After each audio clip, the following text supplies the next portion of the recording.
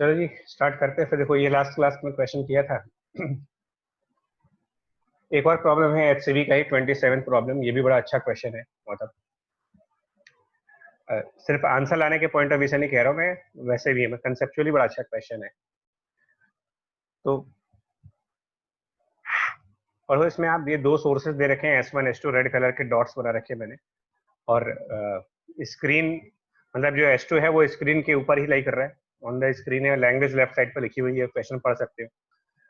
Two coherent point sources S1 S2 vibrating in the same phase emit light of wavelength lambda and the separation between the sources is 2 times of lambda, 2 lambda के बराबर distance है और ये समय। So what is the smallest distance from S2 where a minimum intensity occurs? ये question है 27th है interference chapter का। कैसे करेंगे देखो इसको। What is the smallest distance from S2 where the minimum intensity occurs? ये क्वेश्चन। तो इसका लॉजिक देखो क्या लगाओगे। इसका जो फंडामेंटल लॉजिक है वो ये, हम लोगों ने पिछले क्लासेस में एक डिस्कशन किया था। वो डिस्कशन आपको याद दिलाएं कि जब आप ये S1 S2 दो पॉइंट्स लेते हो, कोई भी किसी भी तरीके के दो सोर्स से लेते हो, तो ये कहा गया था कि इनके जो मिड पॉइंट होती है उस मिड पॉइंट पर अगर आप एक लाइन ड्रॉ कर दो, याद करिएगा लेक्चर याद करना कि मिड पॉइंट पर S1 S2 की जब बाइसेक्टर लाइन बनाते हो आप, ऐसी लाइन जो S1 S2 के बिल्कुल बाइसेक्टर हो, सेंटर पॉइंट पर हो, तो इस पॉइंट पर कहा गया था कि इस लाइन के लिए पाथ डिफरेंस की वैल्यू 0 रहती है और कंस्ट्रक्टिव इंटरफेरेंस मिलता है हमें S1 S2 के बाइसेक्टर पे। उसके बाद ये कहा गया था कि इस मिड पॉइंट से अगर आप lambda by two distance towards S1 जाओ, lambda by two distance towards S1 मतलब एक पॉइंट लें जो कि मिडिल पॉइंट से lambda by two distance towards S1 हो। अब यार ये लेक्चर याद करना, मिड पॉइंट से lambda by two towards S1। और ये कहा गया था कि अगर आप यहाँ पर एक हाइपरबोला बनाओगे तो इसके लिए पाथ डिफरेंस की वैल्यू लैम्डा बनेगी और ये भी कंस्ट्रक्टिव इंटरफेरेंस होगा। फिर इससे लैम्डा बाई टू डिस्टेंस आगे जाओ और फिर लैम्डा बाई टू डिस्टेंस आगे जा करके एक हाइपरबोला बनाइए आप। तो ये लैम्डा बाई टू डिस्टेंस आगे जा करके जितने भी हाइपरबोलास बनाती हो उनमें path differences 2 lambda and so on इस तरीके से मिलेगी और ये दोनों तरफ होगा। ये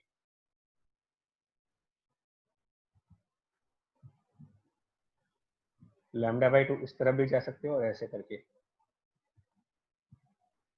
यही वाला लॉजिक यहाँ लगा दीजिए। S1 S2 का जो मिडिल पॉइंट होगा, S1 S2 का जो सेंटर पॉइंट, मिड पॉइंट, वहां पर अगर एक लाइन ड्रॉ कर दो आप S1 S2 के बाइसेक्टर पॉइंट पर, तो ये लाइन होगी जहां पर पाथ डिफरेंस 0 होगा, डेल्टा x 0। क्वेश्चन को पहले पढ़ लेते हैं। S1 S2 के बीच का सेपरेशन है 2 टाइम्स ऑफ लैम्डा है, ध्यान देना है आपको। मतलब स्मॉल डी की वैल्यू 2 लैम्डा के बराबर दे रखी है जस्ट। तो कितने हाइपरबोलास बीच में बनेंगे ये ध्यान दो आप। तो S1 S2 के मिड पॉइंट से अगर हम लैम्डा बाई टू डिस्टेंस आगे जाएंगे तो एक हाइपरबोला राइट साइड डायरेक्शन में बनेगा और एक हाइपरबोला लेफ्ट साइड डायरेक्शन में चलेगा, ऐसे करके। ये वो हाइपरबोलास होंगे जिनके पाथ डिफरेंसेस की वैल्यू लैम्डा के बराबर होंगी।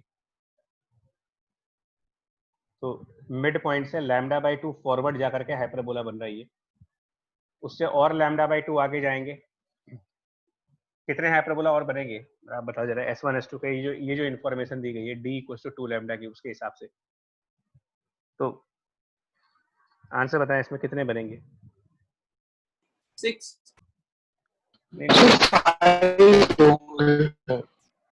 हाइपरबोलास कितने बनाएंगे यहाँ से, मतलब ये जो लैम्डा बाई टू, क्योंकि S1 S2 के बीच का डिस्टेंस ही 2 लैम्डा है। मिड पॉइंट पर हो आप, मिड पॉइंट से S1 तक का डिस्टेंस पूरा लैम्डा है। 2 नहीं बनेगा, एक ही बनेगा, क्योंकि मिड पॉइंट से S1 मतलब ये पूरा डिस्टेंस ही आपका लैम्डा है सिर्फ। उसमें लैम्डा बाई टू पर एक बना चुके हैं, नेक्स्ट लैम्डा बाई टू जो होगा वो S1 से पास कर जाएगा और S1 से पास करने पर हाइपरबोला नहीं बनाते हो, स्ट्रेट लाइन बनाते हो आप यहाँ पर ऐसे। ये स्ट्रेट लाइन बनेगा, मतलब नेक्स्ट वाला जहां पर पाथ डिफरेंस की वैल्यू 2 लैम्डा होगी। ऐसे ही लेफ्ट साइड पर भी सिर्फ एक हाइपरबोला बनेगा जो left side lambda by two distance जाकर के होगा। उससे और लैम्डा बाई टू जाएंगे तो S2 पे चले जाओगे आप।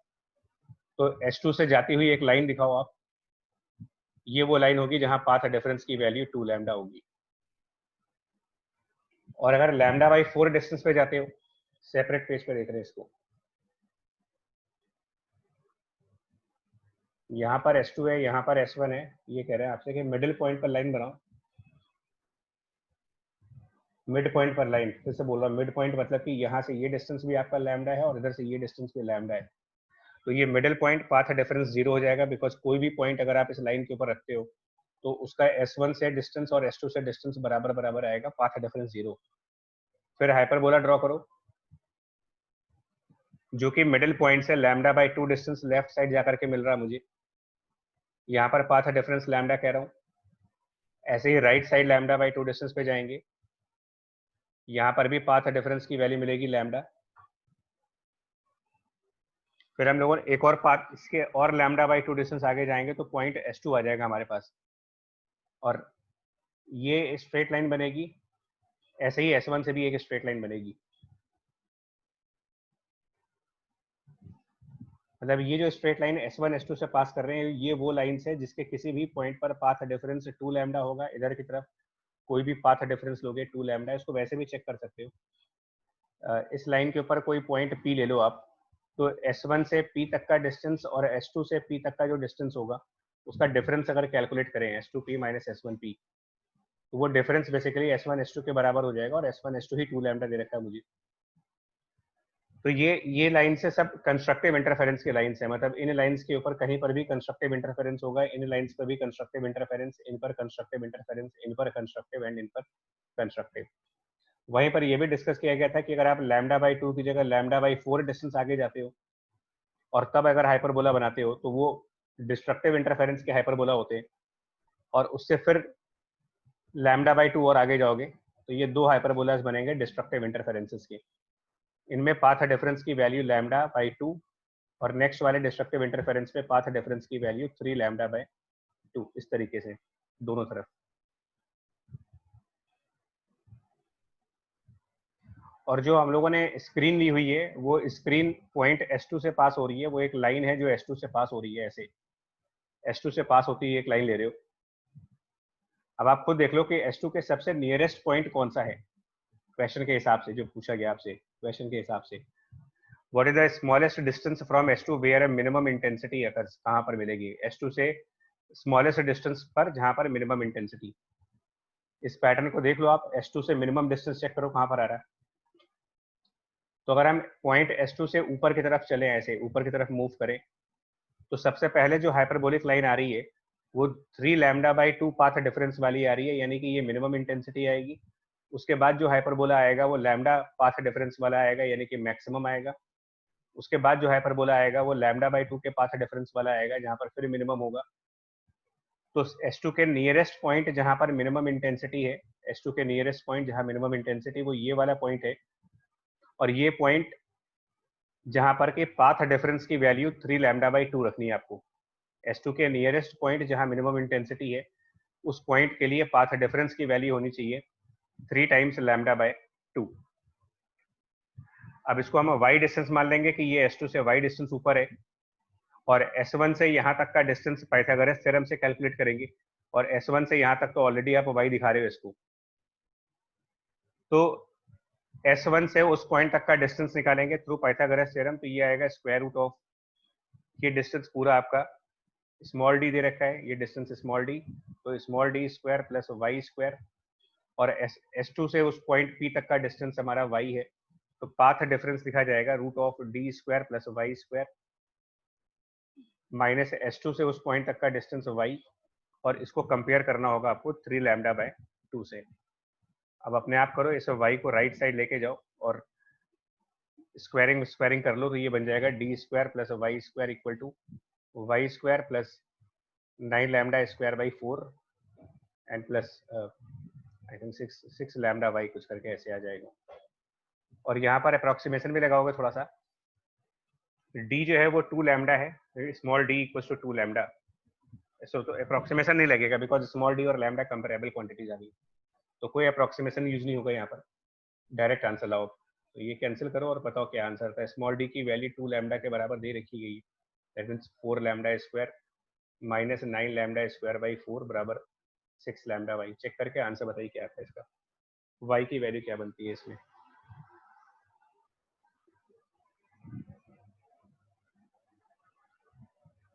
सर वो 3 लैम्डा वाई होगा, 7 लैम्डा बाई 4, 3 लैम्डा वाई आएगा। अच्छा अच्छा, सॉरी सॉरी, यहाँ पर मिस्टेक हुई है। हाँ 7 लैम्डा बाई 12। ठीक है। हाँ एक बच्चा, ये 6 नहीं आ रहा शायद, यहाँ पर स्क्वायर करने पर ये हाँ 3 लैम्डा बाई आएगा। एनीवे सर 7 लैम्डा बाई 12 है आंसर। जो भी आंसर, हाँ ठीक है भाई। सर लॉजिक यही है एक्चुअली, इसमें बता रहा हूँ 100% इस न्यूमेरिकल को अगर आप पहली बार ट्राई करोगे तो गलत करते हैं लोग। फर्स्ट टाइम करने पर उनको ये समझ में नहीं आता कि मिनिमम वाली कंडीशन फुलफिल कैसे होगी। अगर बिना हाइपरबोला ड्रॉ किए बगैर अगर आप बना रहे हो, मतलब ये लॉजिक समझा ही नहीं अगर जो पिछले क्लासेस में डिस्कस हुआ है, तो आंसर भले आप दाएं बाएं करके ले आओ, जुगाड़ करके ले आओ, लेकिन प्रॉपर तरीका से आंसर लाने का यही है कि आपको पहले ये पता होना चाहिए कि जो मैक्सिमम और मिनिमम्स होते हैं वो हाइपरबोलिक लाइंस के ऊपर आते हैं या स्ट्रेट लाइंस पर आते हैं, स्ट्रेट लाइंस पे या फिर हाइपरबोलिक लाइंस पर आते हैं। और वो हाइपरबोलिक लाइन अचीव कैसे करते हैं? मिड पॉइंट पर हमेशा स्ट्रेट लाइन और लैम्डा बाई 2 के ऑल्टरनेट डिस्टेंस पे चलते चले जाओ, तो वो हाइपरबोला मैक्सिमा के होंगे। और लैम्डा बाई 4, फिर 3 लैम्डा बाई 4, फिर 5 लैम्डा बाई 4, उन पे जो हाइपरबोलाज होते हैं वो मिनिमास के होते हैं। ऐसे पता लगा सकते हो कि S2 के मिनिमम पॉइंट कौन सा होगा यहाँ पर। ठीक है, नेक्स्ट टॉपिक ये है phase change in the reflection. एक में प्रीवियस क्वेश्चन में ना एक और पॉइंट है यार, प्रीवियस में एक और पॉइंट है। अगर हम स्क्रीन के ऊपर लोकस फाइंड आउट करना चाहें, मतलब इस फिगर में अगर इसको हटा दें आप, और आपसे कहा जाए कि स्क्रीन के ऊपर उन सारे पॉइंट्स का लोकस बताओ जो सेम पाथ डिफरेंस वाले होंगे। मतलब हमने मान लो यहाँ पर एक पॉइंट P चूज किया, वाई एक्सिस के ऊपर एक पॉइंट P चूज किया, और उस पॉइंट P का S1 से डिस्टेंस लेते हैं, पॉइंट P का डिस्टेंस फ्रॉम S1 और पॉइंट P का डिस्टेंस फ्रॉम S2, ये डिस्टेंस। और आपसे ये कहा जा रहा है कि S1P माइनस S2P जो है वो एक कांस्टेंट वैल्यू है, कांस्टेंट वैल्यू। तो आपको पॉइंट P का लोकस बताना है आपको, कि locus of point P on screen अगर फाइंड करना हो आपको कि स्क्रीन के ऊपर ये किस टाइप का लोकस बनेगा। मतलब स्क्रीन पर जो पॉइंट P है इसके जैसे और सारे पॉइंट्स जिनके लिए आपका S1P माइनस S2P एक कांस्टेंट वैल्यू चल रही हो। तो वैसे तो ये लोकस हाइपरबोला बताया गया था आपको, लेकिन पिछली क्लास में मैंने ये भी कहा था कि ये जो हाइपरबोलाज होते हैं अगर आप इनको लाइन S1 S2 के अबाउट रोटेट कर दें, इन हाइपरबोलाज को लाइन S1 S2 के अबाउट अगर आप रोटेट कर दो तो 3D में आपको हाइपरबोलाइट्स मिलेंगे, आपको हाइपरबोलाइटिकल सरफेसेस मिलेंगे 3 डायमेंशन में। और उनमें अगर आप एक परपेंडिकुलर स्क्रीन यहाँ पर रखोगे तो वो हाइपरबोलाइटिकल 3 डायमेंशनल सरफेसेस का उसके परपेंडिकुलर स्क्रीन पर जो सेक्शन बनेगा, कोनिक सेक्शन टाइप के कंसेप्ट के हिसाब से, वो बेसिकली कोई आंसर देना चाहेगा क्या बनेगा यहाँ पर? मतलब लोकस वैसे भी समझ सकते हो कि S1P माइनस S2P अगर कांस्टेंट है इस स्क्रीन के ऊपर, सर्कुलर बनेगा। बिकॉज आप बिल्कुल सही पॉइंट है कि यहाँ पर एक सर्किल ड्रॉ कर सकते हो स्क्रीन के ऊपर। अगर आप एक सर्किल बनाओ जिसका सेंटर पॉइंट S2 हो, तो आप खुद भी मतलब मैथ्स की ज्योमेट्री से भी देख सकते हो, मैथ्स की ज्योमेट्री से भी ये देख सकते हो कि अगर आप इसी सर्किल के ऊपर कोई P डैश पॉइंट ले लो, ऑन द सेम सर्किल अगर आप P डैश पॉइंट ले लो, तो P डैश पॉइंट के लिए भी S2 से डिस्टेंस और P डैश पॉइंट का S1 से डिस्टेंस, ये आप थोड़ा सा मैथ के 3 डायमेंशन ज्योमेट्री से देख सकते हो कि S1P dash minus S2P dash की जो वैल्यू होगी वो उतनी ही होगी जितनी कि S1P माइनस S2P की होगी। कोई तीसरा पॉइंट आप चूज कर लो इसके ऊपर, कोई थर्ड पॉइंट यहाँ कहीं चूज कर लो, P ट्रिपल डैश कर लो। तो इस सर्किल पर जितने भी पॉइंट्स आप लोगे उन सब पॉइंट्स के लिए S1 से डिस्टेंस और S2 से डिस्टेंस का डिफरेंस कांस्टेंट चलेगा। यानी कि ये जो सर्किल आप देख रहे हो इसको कह सकते हो कि it is the circle of constant path difference. मतलब डेल्टा एक्स की वैल्यू इस सर्किल के हर पॉइंट के लिए सेम चलेगी आपकी, और इसको हम बाय डेफिनेशन फ्रिंज कहते हैं। उस लोकस को आप फ्रिंज कहते हो जहां पर सारे पॉइंट्स के लिए सेम पाथ डिफरेंस आता हो। और यहाँ पर जो डायग्राम बन रहा है उसके हिसाब से अगर पूछा जाए कि मतलब फ्रिंजेस किस टाइप की बनेंगी, तो आपका आंसर होना चाहिए यहाँ पर कि in this case the fringes will be circular. Actual में फ्रिंजेस हमेशा हाइपरबोलाइटिकल सरफेस होंगी, 3 डायमेंशन में जाओगे तो हाइपरबोलाइटिकल सरफेस होंगी, और हम सिर्फ उस हाइपरबोलाइटिकल सरफेस का एक स्क्रीन के ऊपर प्रोजेक्शन चेक कर रहे हैं जो कि सर्कुलर फ्रिंजेस के नाम से देखा जाएगा। ऑल्टरनेट मतलब अगर हम लैब में देखेंगे तो ऑल्टरनेट ब्राइट और डार्क रिंग्स बनेंगी इसमें, bright ring, dark ring, bright ring, dark ring, इस तरीके से बनेगी। लोकस वाला पॉइंट थोड़ा सा मैथमेटिकल लेवल पे अपने आप देखिएगा, लोकस वाला पॉइंट मैं कैसे कह रहा हूँ उसको आसानी से प्रूव कर सकते हो। Next point of phase change in the reflection, मैं इसमें बहुत डिटेल में नहीं जाऊंगा, लेकिन इतना बता देता हूँ, आपको रेफर करना होगा क्लास 11th की डेरिवेशन को। मैंने रिजल्ट लिखा है सिर्फ यहाँ पर। क्लास 11th की जो डेरिवेशन है उनको रेफर करिएगा, वो पर्टिकुलरली मैकेनिकल वेव वाला चैप्टर, उसमें ये टॉपिक डिस्कस हुआ है। तो मैं समराइज कर रहा हूँ उसको। सिर्फ समराइजेशन ये था कि अगर आप किसी स्ट्रिंग की बात करते हो ना, स्ट्रिंग की, कि wave in the string,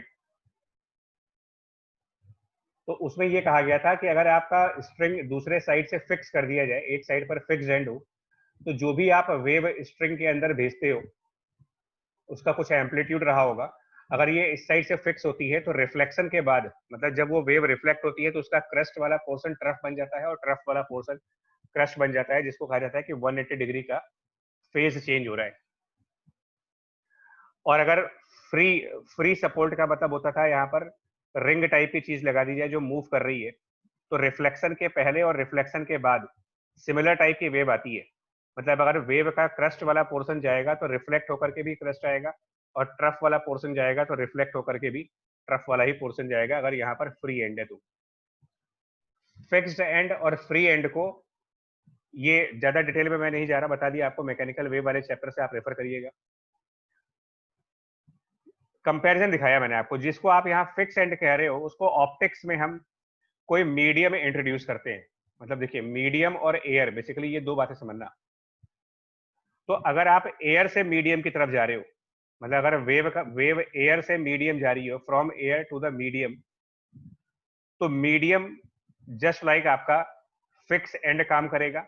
basically इसको ये कहा जाता है कि रेरर मीडियम से, हम लोग एयर रेरर मीडियम है, उससे किसी ग्लास में जा रहे मान लो, तो ग्लास को आप डेंसर मीडियम कहोगे। तो रेरर से डेंसर जाने का मतलब मैकेनिक्स में वो फिक्स एंड की तरीके से काम करेगा।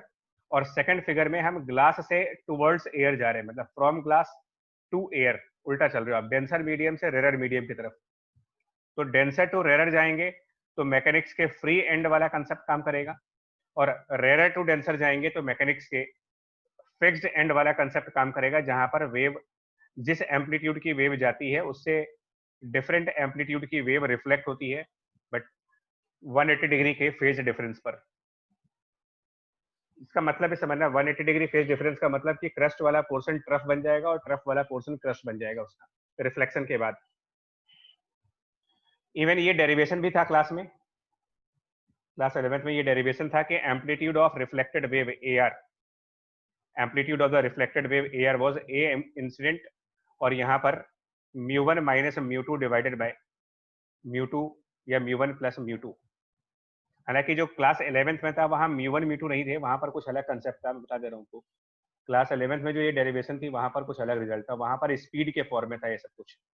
वहां पर ये रिजल्ट था v2 minus V1 divided by v2 plus V1, जिसमें v स्पीड ऑफ वेव थी और a ट्रांसमिटेड था हमारे पास, a incident into twice of v1 divided by v1 plus v2, ये था हमारे पास। यहाँ पर म्यू के फॉर्म में कैसे आए हैं, बिकॉज लाइट के केस में क्या होता है, इन केस ऑफ लाइट अगर आप चलते हो तो स्पीड का एक डायरेक्ट फॉर्मूला है।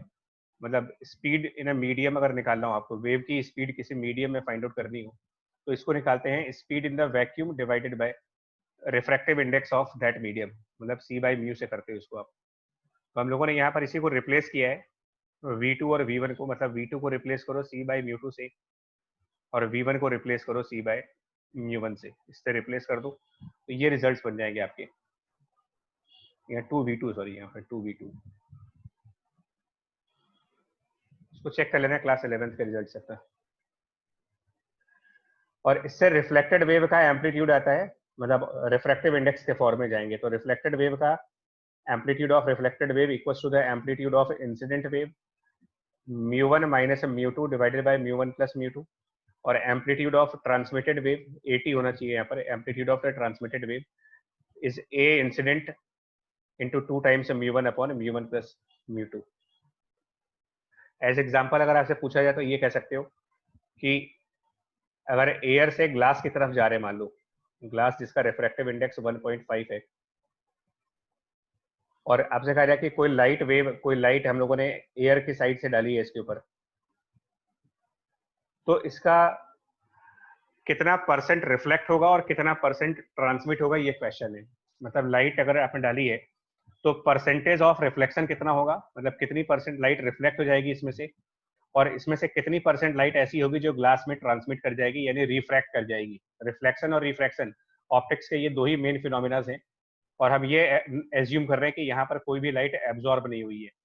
तो एब्जॉर्ब को नेग्लेक्ट कर दो आप, दो ही चीजें होंगी, या तो लाइट कुछ रिफ्लेक्ट होगी ऐसे, या फिर लाइट कुछ ट्रांसमिट हो जाएगी ऐसे, रिफ्रैक्ट हो जाएगी। स्नेल्स लॉ के अकॉर्डिंग रिफ्रैक्ट होती है, और लॉ ऑफ रिफ्लेक्शन के हिसाब से वो रिफ्लेक्ट होती है। तो लॉ ऑफ रिफ्लेक्शन में ये बताया जाता है आपको कि जितना एंगल ऑफ इंसिडेंस थीटा होगा उतने ही एंगल ऑफ इंसिडेंस पे लाइट रिफ्लेक्ट हो जाएगी। ये लॉ ऑफ रिफ्लेक्शन है। और स्नेल्स लॉ में ये कहा जाता है कि अगर थीटा एंगल ऑफ इंसिडेंस है और अल्फा उसका एंगल ऑफ रिफ्रैक्शन हो, तो स्नेल्स लॉ में ये कहा जाता है कि साइन ऑफ थीटा मतलब sine of angle of incidence divided by sine of angle of refraction is the refractive index of glass divided by the refractive index of air। हालांकि इसको डिटेल में तो आप रे ऑप्टिक्स में पढ़ोगे, but अभी basic से ही। तो पहले क्या करेंगे ना, इसमें से amplitude of reflected wave calculate करेंगे और amplitude of transmitted wave calculate करेंगे। Amplitude of reflected wave calculate करेंगे by the formula A incident into μ1 minus μ2 divided by μ1 plus μ2 वाले फॉर्मूले से। तो एयर का रिफ्रैक्टिव इंडेक्स काफी हद तक 1 के क्लोज आता है, सो इसको 1 मान लो, और ग्लास का रिफ्रैक्टिव इंडेक्स 1.5। ना इनको यूज करके देखो आप, और अब आप अपने आप बताओ एआर की वैल्यू और एटी की वैल्यू एआई के फॉर्म में क्या बनती है। एआई मतलब एम्पलीट्यूड ऑफ इंसिडेंट वेव है, AI stand for amplitude of the incident wave. Calculate करके बताएं कि एआर की वैल्यू क्या बनती है, और एटी की वैल्यू इससे निकालोगे प्रीवियस फॉर्मूले में, 2 times μ1 divided by μ1 plus μ2 into AI. बताएं आंसर क्या आ रहा है इसका।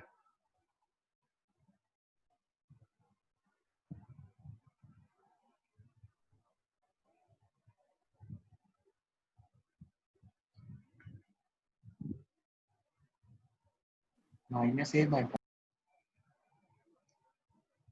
कितना आ रहा है? Minus A by pi, A reflected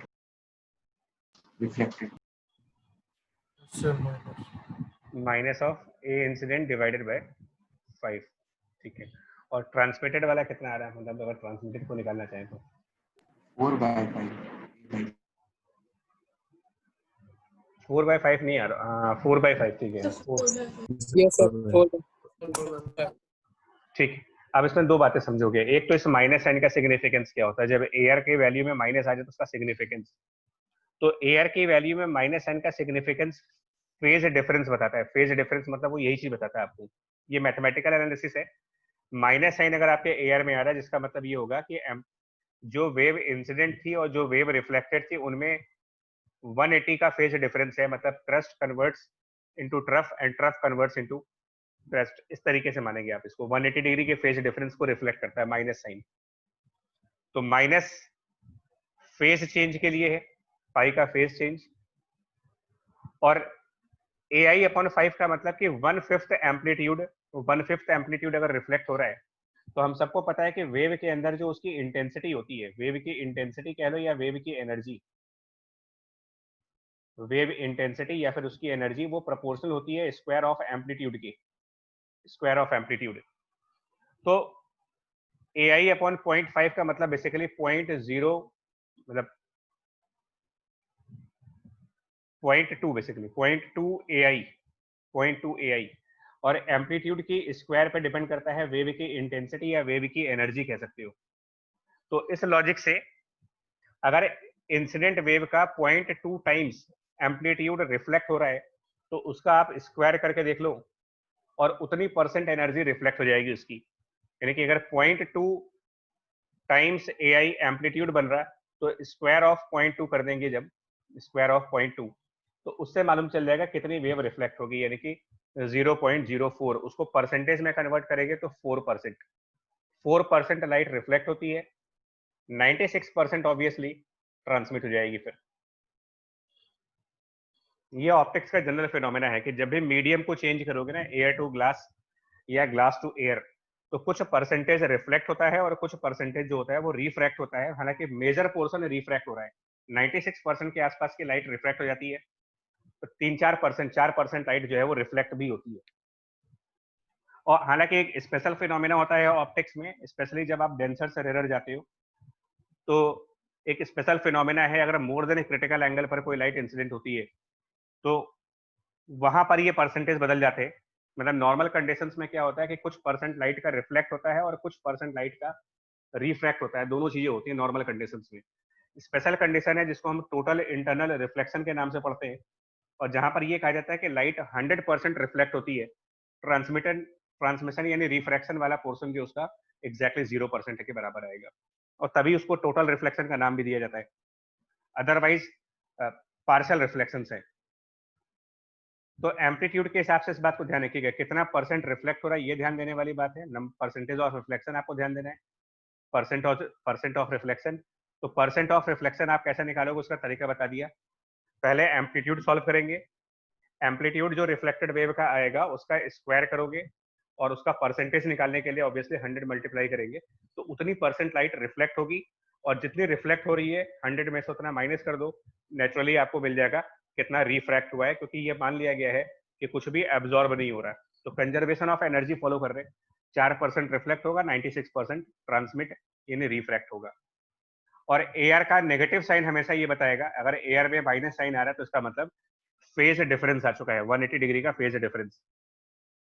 ये रिफ्लेक्शन की थ्योरी है, हालांकि डिटेल थ्योरी नहीं है। डिटेल थ्योरी के लिए मैं फिर बोल रहा हूँ आप क्लास 11 को चेक करना, क्योंकि इनकी डेरिवेशंस वहां पर डिस्कस हुई है। डेरिवेशन तो हमने यहाँ पर कराई नहीं है, डेरिवेशन स्किप कर रहा हूँ, सिर्फ रिजल्ट पे आ रहा हूँ मैं। अब इस कंसेप्ट को यहाँ पर यूज करेंगे इन एक्सपेरिमेंट, लॉयड्स मिरर एक्सपेरिमेंट। वो देखो आप, लॉयड्स मिरर एक्सपेरिमेंट में इसको यूज करने जा रहे हैं। ये भी इंटरफेरेंस का ही एक्सपेरिमेंट है। इसमें हो क्या रहा है देखो, इसमें क्या हो रहा है अगर आप इस एक्सपेरिमेंट को समझो, तो सबसे पहले एक प्लेन मिरर दिया गया है, ठीक है, लाइट ब्लू कलर से ये प्लेन मिरर, और प्लेन मिरर के परपेंडिकुलरली यहाँ पर एक ग्रे कलर से स्क्रीन रखी गई है। तो screen and mirror they are 90 degree angle, कह सकते हो स्क्रीन और मिरर के बीच का जो एंगल बन रहा है ये 90 डिग्री एंगल बन रहा है यहाँ पर पूरा। और कैपिटल एस एक पॉइंट सोर्स है मोनोक्रोमेटिक वेव का, कैपिटल एस पॉइंट सोर्स, जहां से लैम्डा वेवलेंथ की कोई वेव आ रही होगी, और दो तरीके से वेव स्क्रीन के ऊपर जाएगी। जो अगर यहाँ पर सोर्स रखते हैं, और ये सोर्स हम ये मान के चल रहे हैं कि मिरर से h हाइट ऊपर है, मिरर से h हाइट ऊपर, तो इसकी दो तरीके की वेव स्क्रीन पर जाएंगी। एक सोर्स से डायरेक्ट वेव चली जाएगी, कुछ वेव ऐसी हैं जो सोर्स के थ्रू डायरेक्टली उस स्क्रीन पे जाएंगी, और कुछ वेव ऐसी होंगी जो मिरर पे जा करके रिफ्लेक्ट होंगी, और रिफ्लेक्शन के बाद जाकर के पॉइंट पी की तरफ आएंगी। तो डायरेक्ट वेव और वेव जो रिफ्लेक्ट होने के बाद जा रही है, ये दो तरीके की वेव पॉइंट पी पर जाएंगी, और यहाँ पॉइंट पी पर बेसिकली इनके बीच में इंटरफेरेंस होगा। मतलब पॉइंट पी में इंटरफेरेंस आपको दिखाना है बिटवीन किन के बीच में, तो interference between the direct wave and the reflected wave.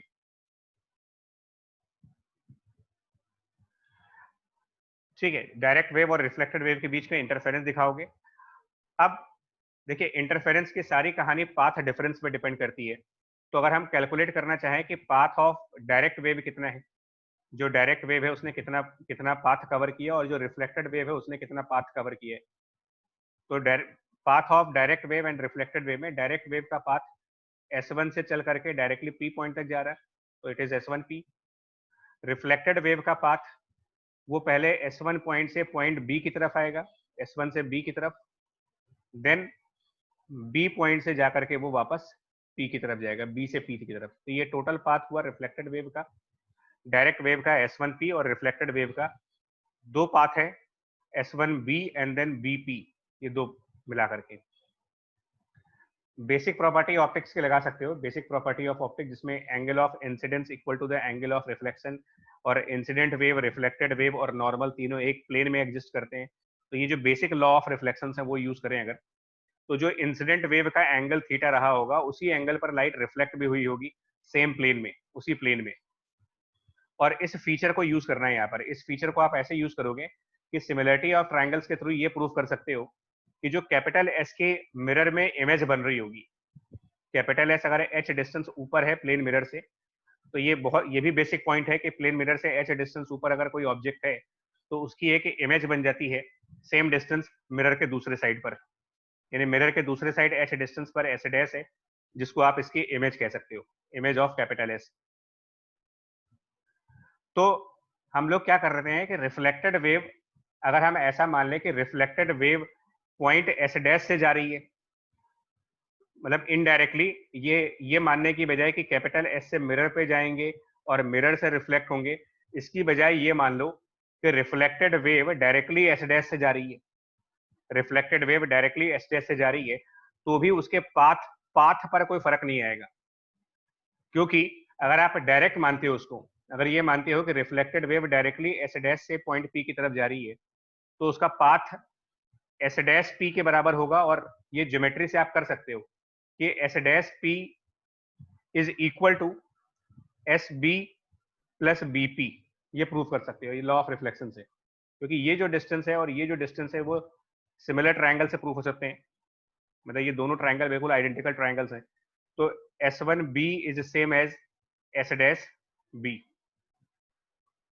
यानी कि रिफ्लेक्टेड वेव का पाथ कैलकुलेट करने के लिए आप सोर्स की इमेज को यूज करो, इमेज ऑफ सोर्स, वहां से रिफ्लेक्टेड वेव को मान लिया जाए, और जो सोर्स है उससे हम अपना डायरेक्ट वेव मानेंगे। यानी जो एक्चुअल सोर्स है वो डायरेक्ट वेव का पाथ कैलकुलेट करने में हेल्प करेगा, और उस एक्चुअल सोर्स की जो इमेज बन रही है उससे आप रिफ्लेक्टेड वेव का पाथ कैलकुलेट कर लो। यानी कि ओवरऑल पाथ डिफरेंस अगर मुझे निकालना होगा पॉइंट पी पर, कि पॉइंट पी पर क्या पाथ डिफरेंस होगा, तो रिफ्लेक्टेड वेव का पाथ हम कैलकुलेट करेंगे एस डैश से लेकर के पॉइंट पी तक, और डायरेक्ट वेव का पाथ आप कैलकुलेट करोगे एस से लेकर के पी तक। इस तरीके से पाथ डिफरेंस कैलकुलेट किए जाएंगे रिफ्लेक्शन के केस में। यहां तक का पॉइंट क्लियर हुआ? पाथ डिफरेंस निकालने के लिए सोर्स की इमेज को क्यों यूज कर रहे हैं हम? मतलब एक्चुअल में Yes, तो sir. दो, हाँ, एक्चुअल में दोनों Yes. वेव एक ही जगह से आ रही है, लेकिन हम अपनी सिंप्लिसिटी के लिए क्या करेंगे, सोर्स की एक इमेज बना लेंगे, और प्लेन मिरर है तो इमेज फॉर्मेशन कोई बहुत डिफिकल्ट काम नहीं है। तो सोर्स बनाइए और सोर्स की एक इमेज बना दो, एक वेव सोर्स से निकल के जाएगी उसको हम डायरेक्ट वेव कह देंगे, और एक वेव सोर्स के इमेज से आएगी उसको आप रिफ्लेक्टेड वेव कह दो। और ये एस और एस डैश अब यंग्स डबल स्लिट एक्सपेरिमेंट के दो स्लिट्स का काम करेंगे। वो डबल स्लिट एक्सपेरिमेंट था, दो स्लिट्स थी वहां S1 S2, तो उन दो स्लिट्स की जगह पर आपका एक ऑब्जेक्ट है कैपिटल एस और एक एस डैश है इमेज। तो अगर हम इसको कंपेयर करें YDAC के साथ, यंग्स डबल स्लिट एक्सपेरिमेंट से अगर आप इसके रिजल्ट को कंपेयर करना चाहते हो, तो यंग्स डबल स्लिट में जो स्मॉल डी था, distance between the two slits, उसकी जगह पर आप यूज करेंगे distance between the source and image of source, और वो सिंपल ज्योमेट्री से प्रूव कर सकते हो कि ये 2H होगा। कैपिटल डी की बात करें अगर YDAC एक्सपेरिमेंट से कंपेयर करने पर, तो ये जो स्लिट्स हैं S1 S2, इनसे आपका ये स्क्रीन कितनी डिस्टेंस पर है ये कैलकुलेट करना पड़ेगा। तो अगर हमारा सोर्स, अगर ये सोर्स जहां ये वाला पॉइंट, अगर ये पॉइंट आपका मान लिया जाए डी डिस्टेंस, मतलब सोर्स का स्क्रीन तक का डिस्टेंस, हॉरिजेंटल डिस्टेंस, सोर्स और स्क्रीन के बीच में हॉरिजेंटल डिस्टेंस आप कैपिटल डी मान लें, और बाकी आप YDAC के फॉर्मूले कैलकुलेट करोगे इसमें, जो भी फॉर्मूले। लेकिन एक पॉइंट समझो इसमें ना, एक पॉइंट समझिए, एक पॉइंट यहाँ समझने वाला ये है, इसको समझो थोड़ा सा, डायग्राम हमने आपको बना रखा है आप लोग के लिए, क्योंकि विदाउट डायग्राम इसको समझा नहीं सकते। देखो क्या हुआ, एक चीज ध्यान देना यार, कैपिटल एस से हमारी एक डायरेक्ट वेव जा रही है, कैपिटल एस से डायरेक्ट वेव जा रही है, और कैपिटल एस डैश से रिफ्लेक्टेड वेव जा रही है। दो तरीके की वेव जा रही है। फिगर को जरा ध्यान से देखना, फिगर को ध्यान से देखिएगा, एस से लेकर के पी तक का जो डिस्टेंस है वो मैंने 5 लैम्डा चूज किया है, 5 लैम्डा है, मैंने ऐसा रैंडमली चूज किया है इसको, रैंडमली मैंने क्या किया है, एस से लेकर के पॉइंट पी तक का डिस्टेंस मैंने 5 लैम्डा चूज किया है, और एस डैश से पॉइंट पी तक का जो डिस्टेंस मैंने चूज किया है वो 12.5 लैम्डा चूज किया है। ये इंटेंशनली किया है मैंने, मतलब आपको कुछ समझाने के लिए। अब प्रॉब्लम क्या होगा यहाँ पर, देखो फर्स्ट वाली वेव जो है ना, फर्स्ट वाली वेव अगर आप ध्यान से देखें तो मैंने 5 वेव दिखाई भी हैं आपको, यहाँ पर 5 वेव दिखाई भी हैं। पहली वेव यहाँ तक लैम्डा, उसके बाद अगली वेव फिर लैम्डा, उसके बाद अगली वेव फिर लैम्डा। इस तरीके से अगर आप फिगर को बहुत ध्यान से देखोगे तो टोटल 5 लैम्डाज हैं, यहाँ पर 5 वेवलेंथ हैं। और अगर आप नीचे वाली वेव को काउंट करें ना, उसमें एक जगह पर चेंज है, पॉइंट बी पर आप ध्यान दो, पॉइंट बी पर फोकस करिए क्या हुआ है।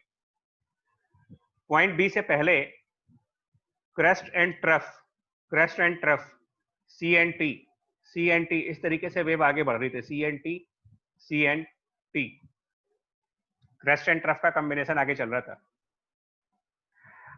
हुआ क्या यहाँ पर पॉइंट बी पर एक रिफ्लेक्शन हुआ है। मतलब कि एक्चुअल में क्या होगा, अगर पॉइंट बी पर रिफ्लेक्शन ना हुआ होता, अगर आपका पॉइंट बी पर रिफ्लेक्शन ना हुआ होता तो ट्रफ के बाद जो अगला पॉइंट आना चाहिए था वो कौन सा आना चाहिए था? ये देखो कैपिटल टी जहां देख रहे हो आप, सी एंड टी का कॉम्बिनेशन चल रहा है, क्रेस्ट एंड ट्रफ का कॉम्बिनेशन। तो एक्चुअली में ट्रफ के बाद जो पॉइंट आना चाहिए था वो आना चाहिए था क्रेस्ट के बाद फिर ट्रफ आना चाहिए था, क्रेस्ट एंड ट्रफ ऐसे चलना चाहिए था। आपको ऐसा नहीं लग रहा कि पॉइंट बी पर पैटर्न बदल दिया गया है?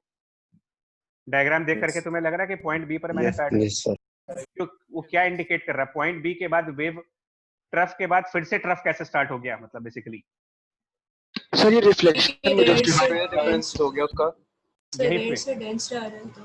यही पाई का फेज डिफरेंस हुआ एक्चुअली, इसी को बोलते हो पाई का फेज डिफरेंस। ठीक है, और अब आप देखो इस पैटर्न, इसको बोलते हैं पाई का फेज डिफरेंस, की अचानक से वेव का पैटर्न बदल जाएगा। मतलब नॉर्मली आप जब वेव को ड्रॉ करते हो तो ऐसे दिखाते हो, क्रेस्ट दिखाते हो, फिर ट्रफ दिखाते हो, फिर क्रेस्ट दिखाते हो, फिर ट्रफ दिखाते हो, तो वेव ऐसे दिखाते हैं। Mountain and valley concept, plus minus. अब एक्चुअल में माइनस के बाद आना क्या चाहिए? प्लस आना चाहिए।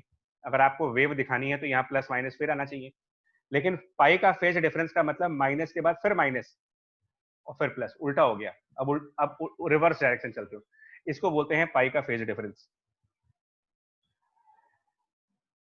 ठीक है, अब इससे क्या हुआ, आप ध्यान दो, पॉइंट पी पर किस तरीके के पोर्शंस ओवरलैप कर रहे हैं।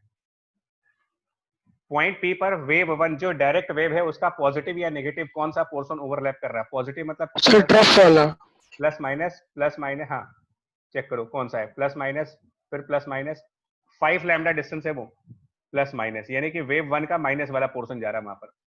और वेव टू का कौन सा पोर्शन जा रहा है? अगर ध्यान से देखो, वेव टू का कौन सा पोर्शन जा रहा है? वो भी माइनस ही जा रहा है।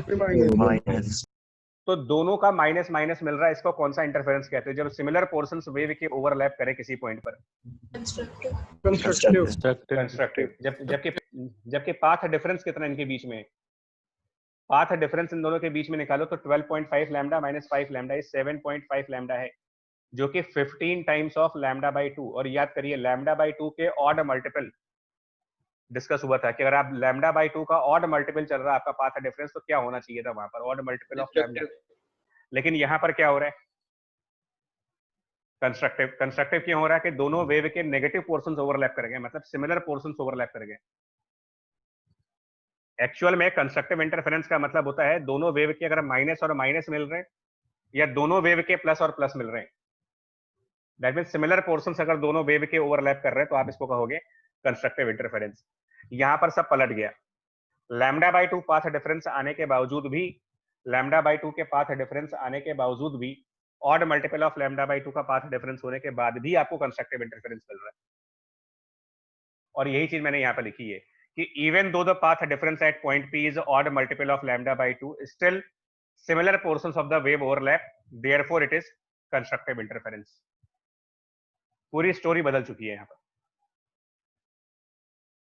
मतलब जो पहले की थ्योरी थी, एक मिनट बचा, एक, हाँ आप पूछो डाउट पूछो आपका जो भी है। मैं सिर्फ ये यार सर अगर 3/4 ऑफ अ वेव जाएगी तो फिर वो जब रिफ्लेक्ट होगी तो सर तो वही बन जाएगी। हाँ ने एक ये जो थ्योरीज थी ना आपकी पहले वाली बचे, ये जो पहले की थ्योरीज आपने पढ़ी थी, इसमें आपको ये बताया गया था कि जब भी पाथ डिफरेंस लैम्डा बाई 2 का मल्टीपल होता है, ये सब जो आपको बताया गया था, याद करिए, मैं पुराना सब याद दिला दूं पहले।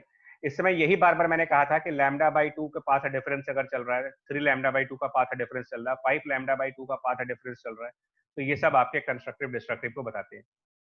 और आज उसी स्टेटमेंट को यहाँ पर कंट्राडिक्ट किया जा रहा है, सेम स्टेटमेंट आप कंट्राडिक्ट कर रहे हो। तो हम एक्चुअली कंट्राडिक्ट नहीं कर रहे। हुआ क्या है कि वेव पलट गई, आधे रास्ते में वेव पलट गई। आप इमेजिन करो अगर यहाँ पर पाई का फेज डिफरेंस नहीं आया होता, इमेजिन करिए अगर ये पाई का फेज डिफरेंस ना आया होता और वेव अपने प्रीवियस पैटर्न पे ही चलती, तो पॉइंट बी, ध्यान से देखो अब, पॉइंट बी पर भी वेव ऐसे चलती, मैं ब्लैक कलर से उसको ड्रॉ कर रहा हूं, ऐसे चलती, माइनस प्लस ऐसे चलती। अब आप बताओ क्या बनता आपका यहाँ पर? इस तरीके डिस्ट्रक्टिव। तो डिस्ट्रक्टिव बन जाता है ऐसे करते आप तो, माइनस के साथ प्लस मिल जाता। लेकिन क्या हुआ, पॉइंट बी पर वेव ने अपने आप को 180 डिग्री पलट दिया पूरा, तो जहां पर प्लस पहुंचना चाहिए था वहां माइनस पहुंचा, और जहां माइनस पहुंचना चाहिए था वहां प्लस पहुंच रहा है। यानी कुल मिलाकर के क्या सिचुएशन बन रही है कि जब मिरर से रिफ्लेक्शन हो जाएगा ना, कहीं पर मिरर से अगर कहीं पर भी रिफ्लेक्शन इन्वॉल्व हो जाएगा, तो जो आपकी कंडीशंस ऑफ इंटरफेरेंस हैं, conditions of constructive interference, conditions of destructive interference, उनको आप फ्लिप कर दीजिएगा। मतलब YDAC में जिस कंडीशन पर कंस्ट्रक्टिव इंटरफेरेंस था, इस एक्सपेरिमेंट में उसी कंडीशन पर डिस्ट्रक्टिव इंटरफेरेंस है, और YDAC के जिस कंडीशन पर डिस्ट्रक्टिव था, उस कंडीशन पर यहाँ पर कंस्ट्रक्टिव इंटरफेरेंस मिल रहा। रिफ्लेक्शन की वजह से कंडीशंस ऑफ इंटरफेरेंसेस इंटरचेंज हो गई हैं। कंस्ट्रक्टिव वाली कंडीशन अब डिस्ट्रक्टिव की हो गई है, और डिस्ट्रक्टिव वाली कंडीशन अब कंस्ट्रक्टिव की हो गई है। इस लॉजिक को पहले समझ। सर हम लोग ने जब S को S डैश ले लिया है सर तो उस वाले पाथ में तो रिफ्लेक्शन हुआ ही नहीं सर। नहीं, तो वो आपने S को S डैश लिया, तो एक्चुअल में वेव S डैश से तो आ नहीं रही है। एक्चुअल में जो वेव है वो S से ही आ रही है, मतलब एक्चुअल में यहीं से वेव चल के आ रही है, प्लस माइनस वेव तो यहीं से आ रही है। वो तो मैंने उसके पाथ को कैलकुलेट करने के लिए आपको कह दिया था कि आप उसकी इमेज को यूज कर लें, पाथ को कैलकुलेट करने के लिए। वेव एक्चुअल में ऐसे ही आएगी, प्लस माइनस वाली, यहां से प्लस माइनस, यहां से प्लस माइनस। और अब इसका क्या मतलब है कि अगर मिरर पे पॉजिटिव उसका स्ट्राइक करेगा, मिरर पे पॉजिटिव स्ट्राइक कर रहा मान लो, तो ये पलट जाएगा। ये आपको यहाँ पर समझाने की कोशिश कर रहे हैं आपसे स्ट्रिंग वाले रिफ्लेक्शन से, कि जो भी पोर्शन उसका फिक्स एंड पे जाएगा, उसका अपोजिट पोर्शन वहां से रिफ्लेक्ट होकर जाएगा। लेकिन वो चीज वहां पर ड्रॉ करने में मेरे को डिफिकल्टी होती है। मेरे को क्या, सभी को होती है वो डिफिकल्टी, क्योंकि अगर हम एक्चुअल में देखेंगे तो प्रॉब्लम आएगी हमें। इसलिए ये कह दिया जाता है कि आप रिफ्लेक्टेड वेव को आप मान सकते हो कि वो उसके सोर्स, उसकी इमेज के थ्रू आ रही है, क्योंकि उसको करने से आपको लेंथ कैलकुलेशन में कोई डिफरेंस तो आ नहीं रहा हमारे। Okay sir. ये सिर्फ उसके लिए लिया मैंने। नेक्स्ट पॉइंट, मतलब ये ध्यान दीजिएगा, रिफ्लेक्शन के बाद कंडीशंस पलट चुकी हैं, कंडीशंस पूरी तरीके से इंटरचेंज हो चुकी हैं, यहाँ पर इसको ध्यान रखना है। नेक्स्ट क्वेश्चन, दूसरा पॉइंट ये है कि इसके अंदर इंटरफेरेंस एक लिमिटेड पोर्शन पे ही आएगा, मतलब स्क्रीन पर बहुत लिमिटेड पार्ट होगा जहां पर इंटरफेरेंस हो पाएगी। इवन अगर आप स्क्रीन को इनफाइनाइट साइज का भी लोगे तो भी इंटरफेरेंस लिमिटेड पोर्शन पे ही मिलेगी। रीजन, मिरर के फाइनाइट साइज की वजह से।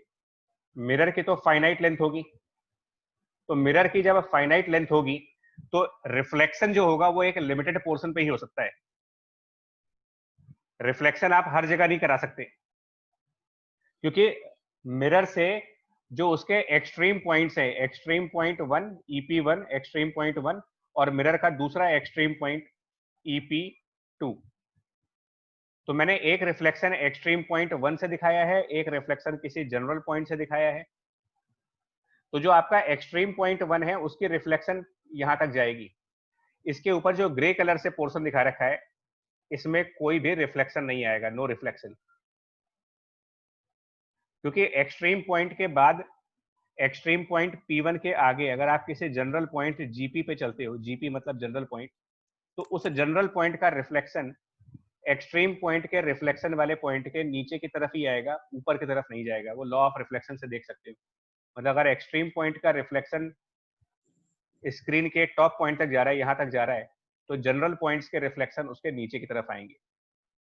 तो ये जो लाइट पिंक कलर से एरिया दिखाया है मैंने आपको, लाइट पिंक कलर एरिया, सिर्फ इतने एरिया में ही रिफ्लेक्टेड लाइट मिलेगी आपको। इसके ऊपर कोई रिफ्लेक्टेड लाइट होगी नहीं, इसके ऊपर सिर्फ डायरेक्ट लाइट आएगी।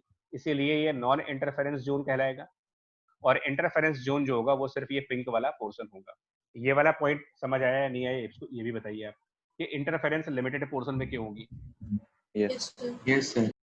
ठीक, और ठीक है, और एक पॉइंट, मतलब वाइवा के पॉइंट ऑफ व्यू से, 1 नंबर क्वेश्चन के पॉइंट ऑफ व्यू से, ये जो सेंटर पॉइंट आप देख रहे हो यहाँ पर, क्योंकि इसको आप YDAC से कंपेयर कर रहे हो, तो अगर आप इसको YDAC से कंपेयर करोगे तो YDAC में जो सेंटर वाला पॉइंट होता है वो मैक्सिमा का पॉइंट होता है। हम लोग क्या कह रहे हैं, कैपिटल S की एक इमेज बनाइए नीचे, कैपिटल S की आप एक इमेज बना लो यहाँ पर S डैश, और S को आप स्लिट 1 मान लो, YDAC का पहला वाला स्लिट मान लो, S डैश को YDAC का दूसरा स्लिट मान लीजिए, स्लिट 1 स्लिट 2, और ये जो सेंटर पॉइंट आप देख रहे हो स्क्रीन के ऊपर S1 S2 से जो इक्वल डिस्टेंस पर है, अगर नॉर्मल YDAC में जाओगे तो सेंटर पॉइंट पर आपको ब्राइट फ्रिंज मिलता है, बट अगर इस एक्सपेरिमेंट में पूछें कि सेंटर पॉइंट पर आपको मैक्सिमा मिलेगा या मिनिमा मिलेगा, तो प्रीवियस लॉजिक लगाओ, रिफ्लेक्शन में पाई का फेज चेंज हो जाता है, और जिन कंडीशंस पर नॉर्मल YDAC में मैक्सिमम इंटेंसिटी आती है, उन्हीं कंडीशंस पर इस लॉयड मिरर एक्सपेरिमेंट के अंदर आपको मिनिमम इंटेंसिटीज का रिजल्ट आएगा। यानी कि सेंटर पॉइंट पर आपको क्या कहना पड़ेगा कि सेंट्रल मैक्सिमा मिलेगा आपको या फिर यहाँ पर सेंट्रल मिनिमा मिलेगा, इनमें से कौन सा केस मिलेगा, सेंट्रल मैक्सिमा या सेंट्रल मिनिमा? यहाँ पर लॉयड मिरर में सेंट्रल मिनिमम आता है, YDAC में तो सेंटर पे मैक्सिमम इंटेंसिटी आती है। ठीक है, भले ही यहाँ पाथ डिफरेंस 0 है, S1 से सेंटर तक का डिस्टेंस और S डैश से सेंटर तक का डिस्टेंस बराबर है, 0 पाथ डिफरेंस, फिर भी कंस्ट्रक्टिव कंडीशंस और डिस्ट्रक्टिव इंटरफेरेंस की कंडीशंस फ्लिप कर चुके हो आप, इंटरचेंज कर चुके हो। और रीजन ये है कि आधे रास्ते में वेव का रिफ्लेक्शन हुआ है, आधे रास्ते में उसका फेस चेंज हुआ है। यहाँ पर बाकी इसको YDAC से कंपेयर करेंगे। अब इसमें कुछ क्वेश्चंस भी देखो, एक क्वेश्चन दिखाते हैं आपको।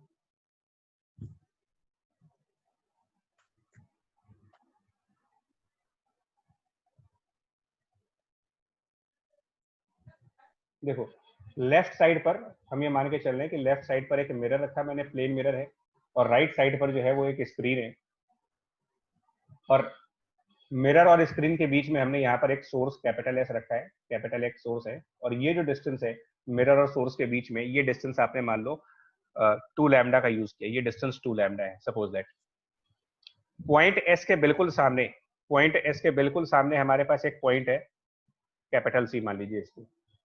पहले तो आप मुझे ये बताओ कि कैपिटल C पर आपको मैक्सिमा मिलेगा या मिनिमा मिलेगा। पहला क्वेश्चन तो ये है कि कैपिटल C पॉइंट पर जो इंटरफेरेंस होगी उसमें मैक्सिमम इंटेंसिटी होगी या फिर मिनिमम इंटेंसिटी होगी। और दूसरा क्वेश्चन कि अगर आप सेंटर से ऊपर की तरफ चलते हो, एक पॉइंट A मान लें, तो सेंटर से A के बीच मिनिमम डिस्टेंस बताना है आपको।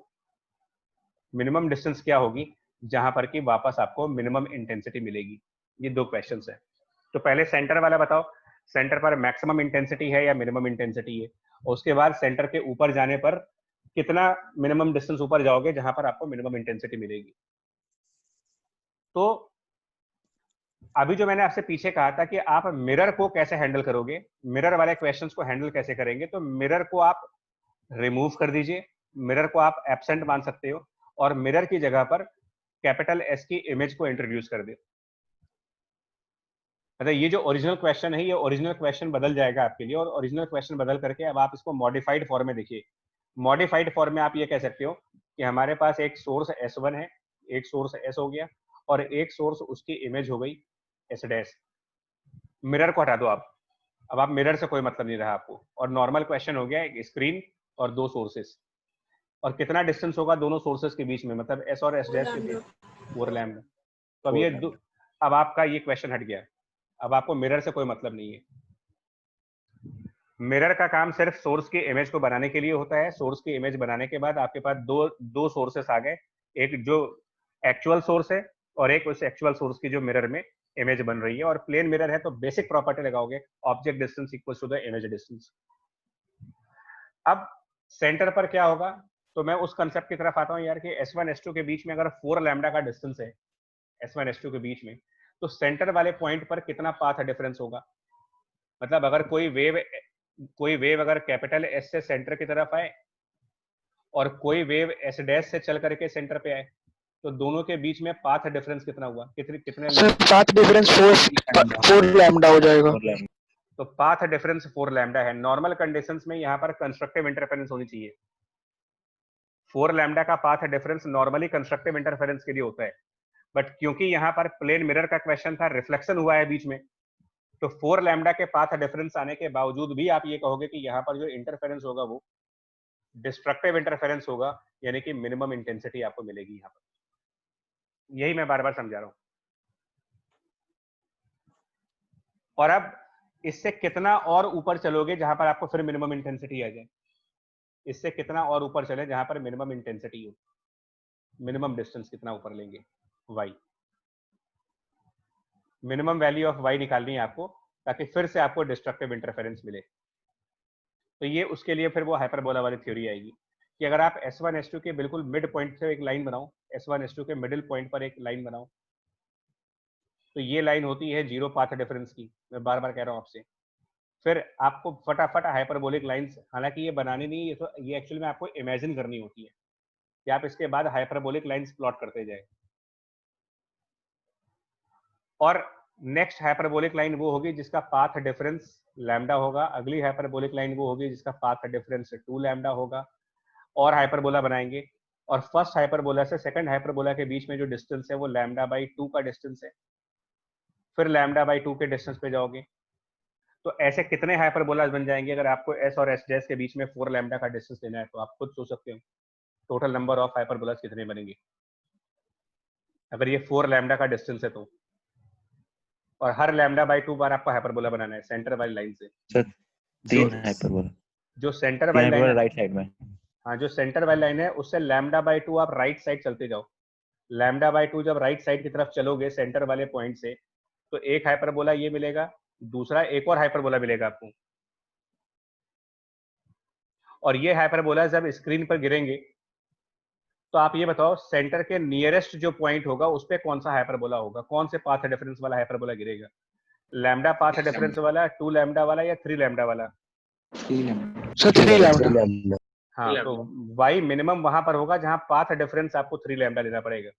और मैं 3 लैम्डा क्यों चूज कर रहा हूँ, क्योंकि 3 लैम्डा के पाथ डिफरेंस पर वैसे तो कंस्ट्रक्टिव इंटरफेरेंस होता है, लेकिन यहाँ पर 3 लैम्डा के ही पाथ डिफरेंस पर कौन सा इंटरफेरेंस दिखाना है आपको, डिस्ट्रक्टिव, रीजन, रिफ्लेक्शन। तो अब ये वही क्वेश्चन है जो भी HCV का क्वेश्चन हम लोगों ने किया था ना, 27th क्वेश्चन, वैसा ही यही है। सेंटर से कितना ऊपर जाओगे कि पाथ डिफरेंस की वैल्यू 3 लैम्डा मिल जाए। सेम क्वेश्चन है ये।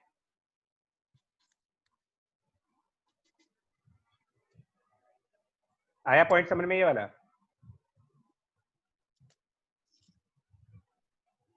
Yes sir. बोले ठीक है। दूसरा एक फर्क और आएगा, YDAC से इसमें कंपेयर करने पर एक और डिफरेंस आएगा, बता रहा हूँ क्या वो डिफरेंस समझना। ये जो दो वेव इंटरफेयर हो रही है ना, इनमें एक डिफरेंस आएगा यार। अगर हम ये माने कि जो मिरर है वो ग्लास का बना हुआ है, नॉर्मली मिरर ग्लास का ही होता है, और उसका रिफ्रैक्टिव इंडेक्स 1.5 होता है। तो अभी मैंने आपको पीछे एक क्वेश्चन कराया था ये वाला, और उसका मेरी वजह थी उसको कराने की, कि अगर लाइट कभी भी ग्लास से रिफ्लेक्ट होती है तो रिफ्लेक्शन सिर्फ 4% का होता है, 96% लाइट जो होती है वो ट्रांसमिट हो जाती है। 96% लाइट। कहने का मतलब ये है कि जो आप ये वेव नंबर 2 देख रहे हो वो एक्चुअल में रिफ्लेक्शन के बाद आई है, और वेव नंबर 1 डायरेक्ट जा रही है। तो क्या ये दोनों वेव सेम इंटेंसिटी की वेव होंगी पॉइंट पी पर, या इनके में कुछ फर्क आएगा।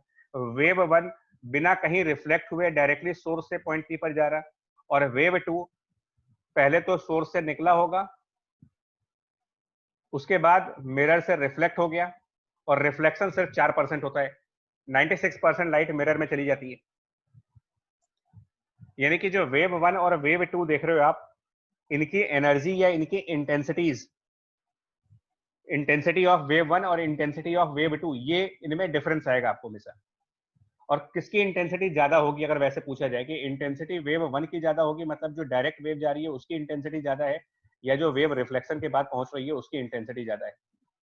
तो नेचुरली, और एक्चुअली जब ये इंटेंसिटी ज्यादा और कम होती है ना, एक वेव ज्यादा इंटेंसिटी की और एक वेव कम इंटेंसिटी की, तो इसमें प्रॉब्लम क्या होती है, जो आपका मैक्सिमम इंटेंसिटी का फॉर्मूला है और जो मिनिमम इंटेंसिटी का फॉर्मूला है, जनरलाइज फॉर्मूला, मैक्सिमम इंटेंसिटी का फॉर्मूला है √(I1 + √(I2) होल स्क्वायर, और मिनिमम इंटेंसिटी फॉर्मूला है √(I1 - √(I2) होल स्क्वायर। इनमें प्रॉब्लम आ जाएगी क्योंकि I1 I2 बराबर नहीं है, एक ज्यादा और एक कम है, तो न मिनिमम इंटेंसिटी आपकी जीरो नहीं आ पाएगी, मतलब minimum intensity is more than 0। यानी कहीं पर भी कंप्लीट ब्लैक नहीं होगा आपका स्क्रीन के ऊपर, कहीं पे भी कंप्लीट डार्कनेस नहीं होगी, थोड़ी बहुत लाइट हर जगह पे मिलेगी।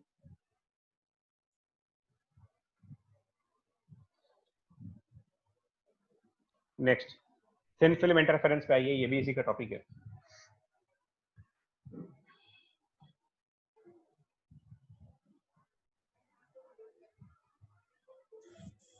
थिन फिल्म इंटरफेरेंस देखो, इसमें ये ब्लू कलर से आपको एक लाइट फिल्म दिखाई गई है, ठीक है जी। थोड़ा सा स्क्रीन को बड़ा कर देते हैं।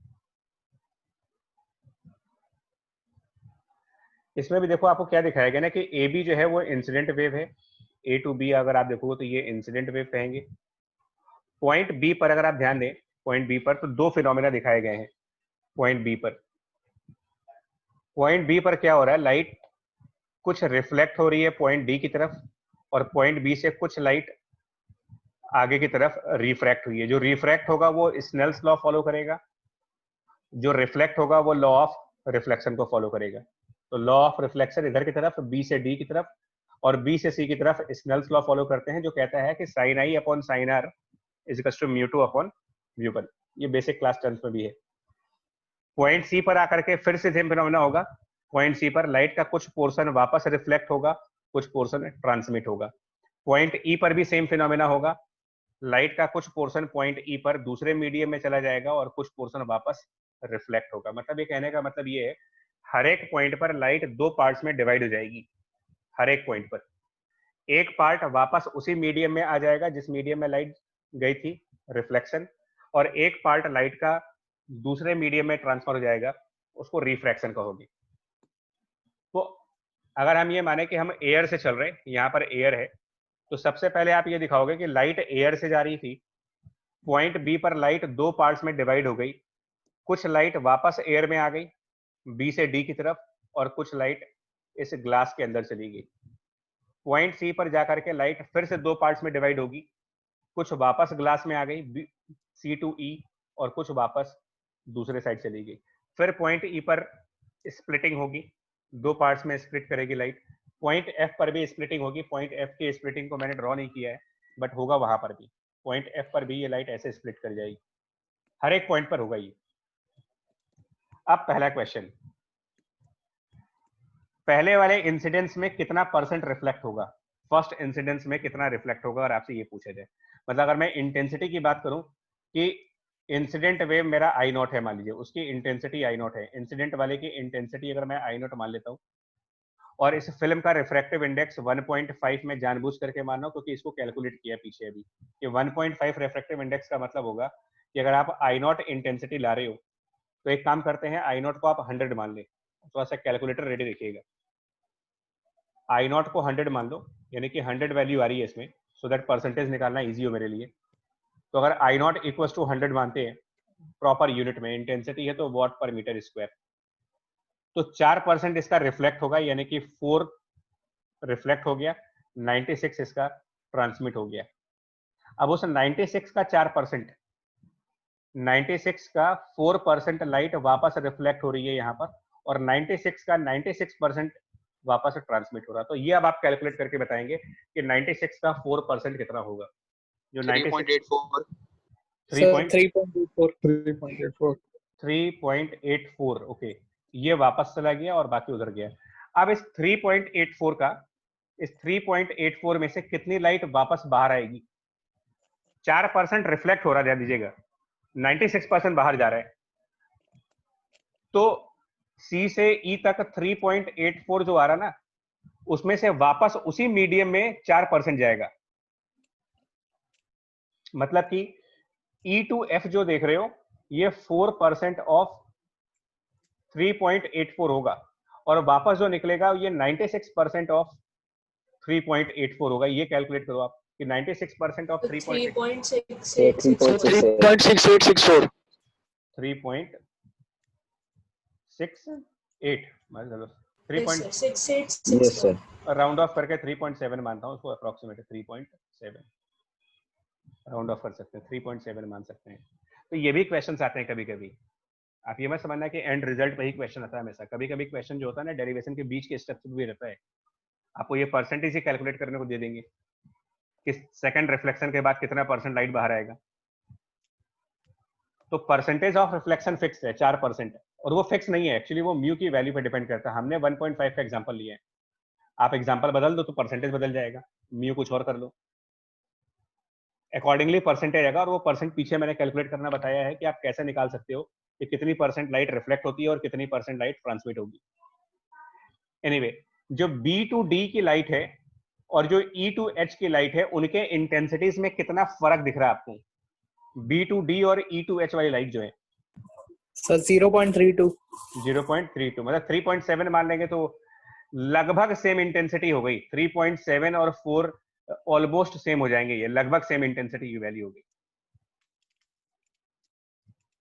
ठीक है, सो बी से डी और ई से एच, ध्यान से सुनिएगा, बी टू डी और ई टू एच भले ही कम लाइट आ रही है, भले ही कम लाइट हो रही है, मतलब सिर्फ 4% आई लाइट, लेकिन बी टू डी जो इंटेंसिटी ऑफ लाइट है और ई टू एच जो इंटेंसिटी ऑफ लाइट है, ये दोनों इंटेंसिटीज लगभग लगभग बराबर हैं।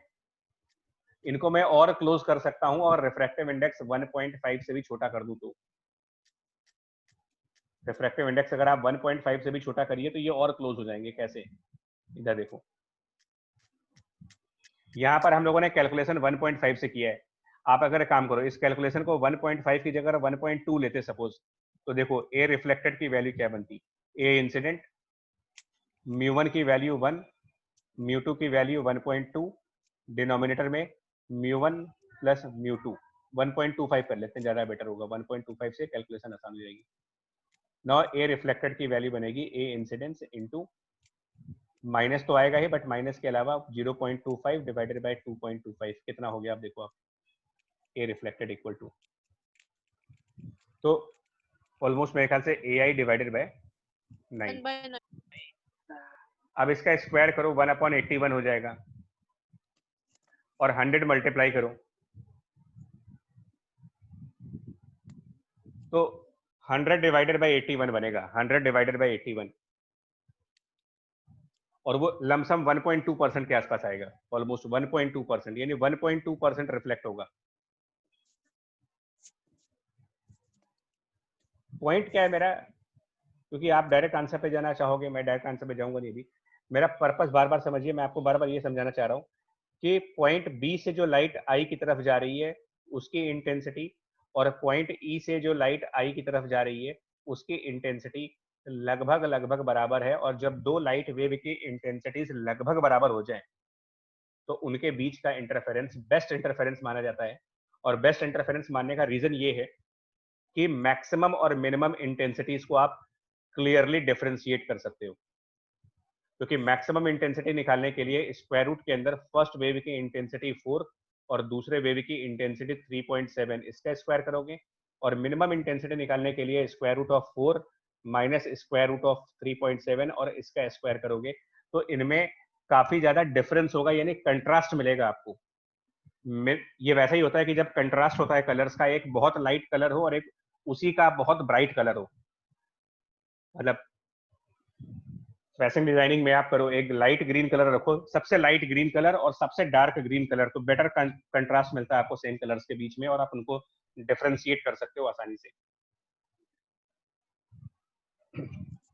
तो इस आई में क्या होगा, इन BD और EH के इंटरफेरेंस से, BD और EH के इंटरफेरेंस से एक बहुत ही ब्राइट इंटेंसिटी का पैटर्न आएगा और एक बहुत ही लो इंटेंसिटी का पैटर्न आएगा। मतलब कि एक इंटरफेरेंस होगा इस आई के अंदर between wave BD and between wave EH।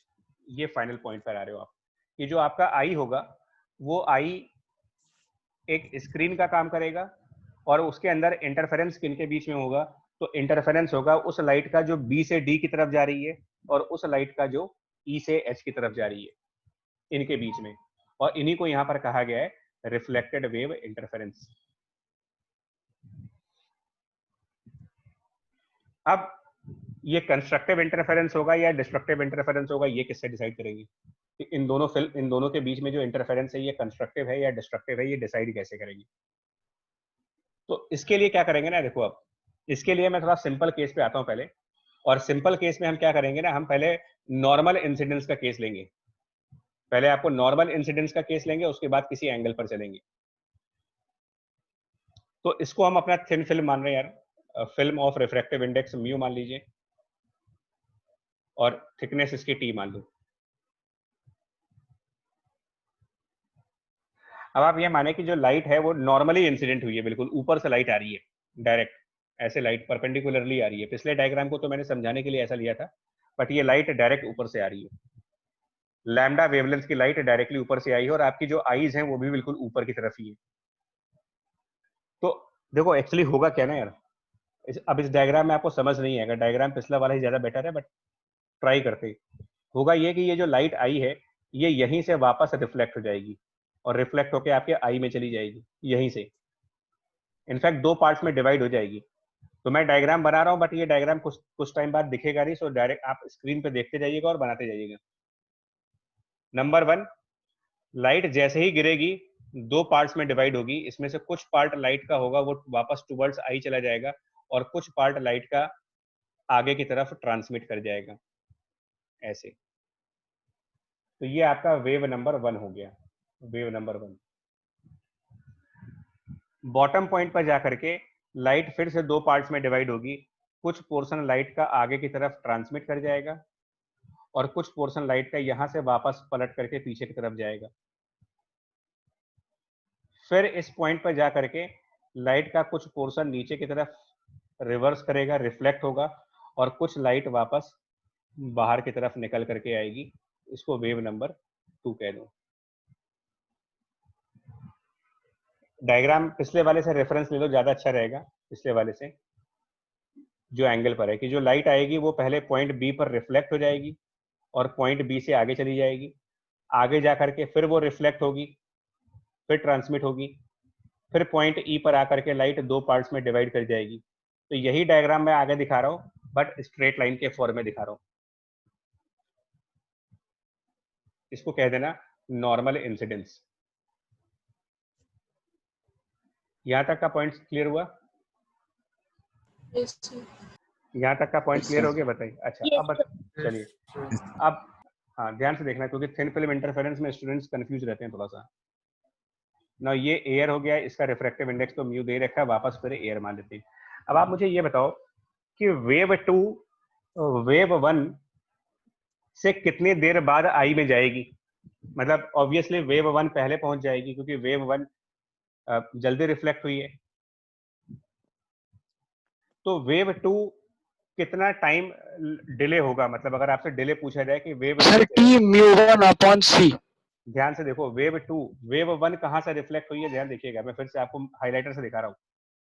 जो वेव स्ट्राइक हुई है वो फिल्म के टॉप सरफेस से, फिल्म की टॉप सरफेस से वापस चली गई टुवर्ड्स आई, फिल्म के टॉप सरफेस से। और वेव 2 के लिए क्या हुआ? जो लाइट इंसिडेंस हुआ पहले वो फिल्म के अंदर गया और फिर फिल्म के बॉटम सरफेस से रिफ्लेक्ट होकर के और फिर आई में जा रहा है। तो वेव 2 टाइम्स हो जाएगा। 2 mu 2 by c। हाँ, 2 mu 2 by c। Wave 2 times of T, इतना डिस्टेंस ज्यादा कवर कर रही है। ये बातें समझ, 2 टी डिस्टेंस ज्यादा कैसे कवर कर रहे हैं वो? पहले टी डिस्टेंस आप फिल्म के अंदर जाना है और फिर पलट करके टी डिस्टेंस वापस भी आना है। आ रही बात समझ में ये चीज? Yes, sir. Yes, sir. ठीक है ना? तो मैं फिर अलग डायग्राम दिखा रहा हूं उसमें कि एक वेव अगर ऐसे जाए और यहीं से पलट जाए और दूसरी वेव जाए और वो आगे जाकर के पलट करके आए मान लो, तो अगर वो टी डिस्टेंस आगे गई है तो टोटल तो 2t का डिफरेंस आ गया ना, टी जाने में और टी आने में, टोटल डिफरेंस 2t का हो गया उसका। और ये 2t डिस्टेंस को कवर करने में कितना टाइम लिया होगा उसने? इस 2t डिस्टेंस को कवर करने का टाइम कितना लिया होगा? तो divided by speed of light.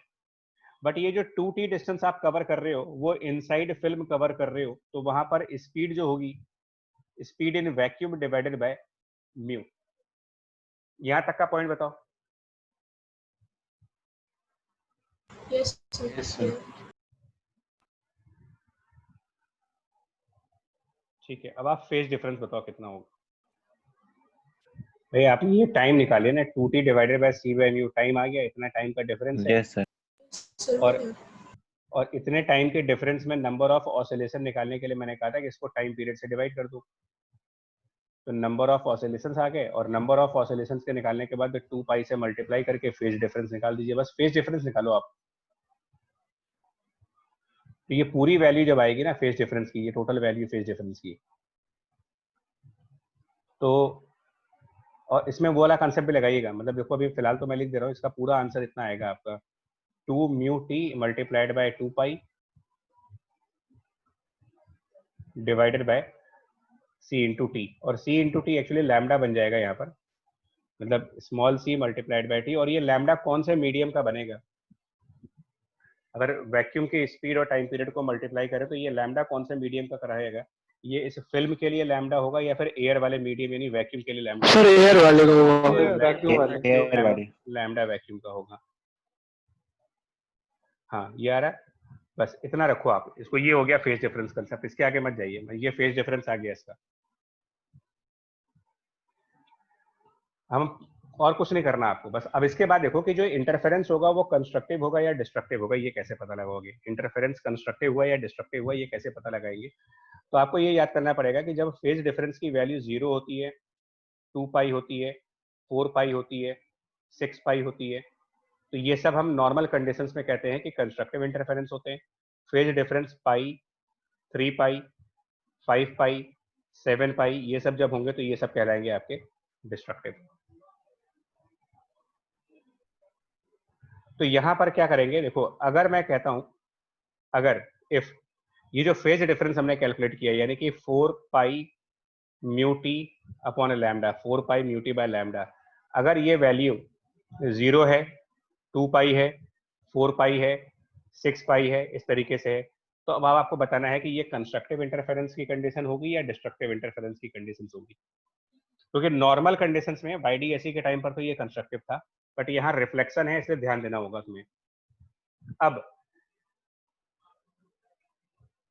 इसको एक और पॉइंट समझो यार, ये जो फॉर्मूला है ना एयर वाला, इसमें माइनस साइन कब आएगा, खुद सोच के देखो आप, एयर में माइनस साइन कब आएगा, जब μ1 ज्यादा होगा या फिर μ2 ज्यादा होगा, रिफ्रैक्ट मतलब न्यूमरेटर में μ1 माइनस म्यू2 म्यूटू जो ज्यादा होगा। तो अब आप समझो, अब आप इसको समझ के बताओ, मैं इस डायग्राम में समझाता हूँ तुम्हें, इस डायग्राम को देखना, इस डायग्राम के अंदर जो रिफ्लेक्शन एट बी है उसमें लाइट एयर से ग्लास की तरफ जा रही है, एयर से ग्लास की तरफ, मतलब पॉइंट बी को देखो तो पॉइंट बी पर लाइट एयर से आ रही है और ग्लास के अंदर जा रही है, वो एयर टू ग्लास, यानी कि μ1 यहाँ पर आप रखेंगे तो यहाँ पर μ1 की वैल्यू 1 रखनी होगी तुम्हें और μ2 की वैल्यू 1.5 रखनी होगी। तो ये बताओ कि जो रिफ्लेक्शन हुआ उसमें माइनस साइन आएगा या नहीं आएगा, बी से डी तक में, जो रिफ्लेक्शन पॉइंट बी पर देख रहे हो उसका अगर एम्पलीट्यूड निकालोगे है ना, तो उसमें माइनस साइन दिखाओगे या नहीं दिखाओगे यहाँ पर वैल्यू में? Yes sir. Yes, sir. अच्छा, तो इसका मतलब बी टू डी वाले का एम्पलीट्यूड नेगेटिव आएगा, बी टू डी वाले का एम्पलीट्यूड नेगेटिव आएगा। अच्छा, उसके बाद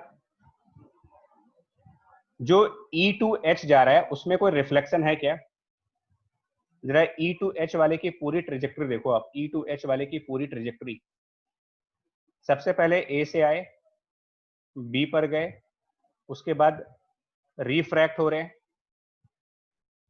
उसके बाद पॉइंट सी पर रिफ्लेक्ट हो रहे हैं, पॉइंट सी पर रिफ्लेक्ट हो रहे हैं। फिर से देखिएगा, ए से बी आए, मैं आपको ना फ्रेश डायग्राम में दिखा देता हूँ, एक और डायग्राम है मेरे पास, इसमें देखूं,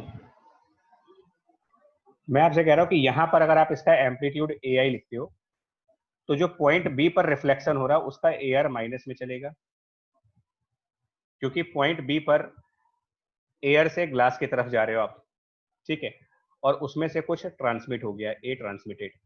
अब जितना ट्रांसमिट हुआ उसका रिफ्लेक्शन होगा, ट्रांसमिशन वाले का रिफ्लेक्शन हो रहा है पॉइंट सी पर, लेकिन पॉइंट सी पर जो रिफ्लेक्शन हो रहा है उस समय लाइट कहां से कहां तक जा रही है, तो पॉइंट सी के रिफ्लेक्शन के वक्त, पॉइंट सी पे जब रिफ्लेक्शन हुआ है तो उससे पहले लाइट ऑलरेडी ग्लास के अंदर है, लाइट ग्लास में है और निकल करके वो एयर में जा रही है, ग्लास से एयर में जा रहे हो आप, from glass to the air. तो पॉइंट सी के लिए जो आपका μ1 है वो 1.5 बनेगा और μ2 1 बनेगा। इसमें पॉइंट बी पर उल्टा है, पॉइंट बी पर μ1 1 है और μ2 की वैल्यू 1.5 है। क्योंकि तब आप एयर से ग्लास में एंटर कर रहे हो, फ्रॉम एयर टू ग्लास हो, और पॉइंट सी पर उल्टा हो जा रहा है, आप ग्लास से वापस एयर में जा रहे हो। तो क्या फिर से कुछ माइनस साइन दिखाओगे यहाँ पर?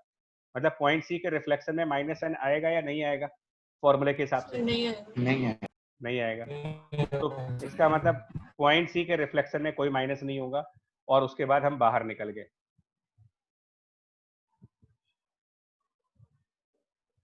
इसका मतलब ये हुआ कि जो दो वेव इंटरफेयर कर रही हैं उसमें एक का तो नेगेटिव एम्पलीट्यूड आ रहा है और एक का पॉजिटिव एम्पलीट्यूड आ रहा है। इसका क्या सिग्निफिकेंस है? एक वेव का माइनस एम्पलीट्यूड और एक वेव का प्लस एम्पलीट्यूड, क्या मतलब है इन दोनों का?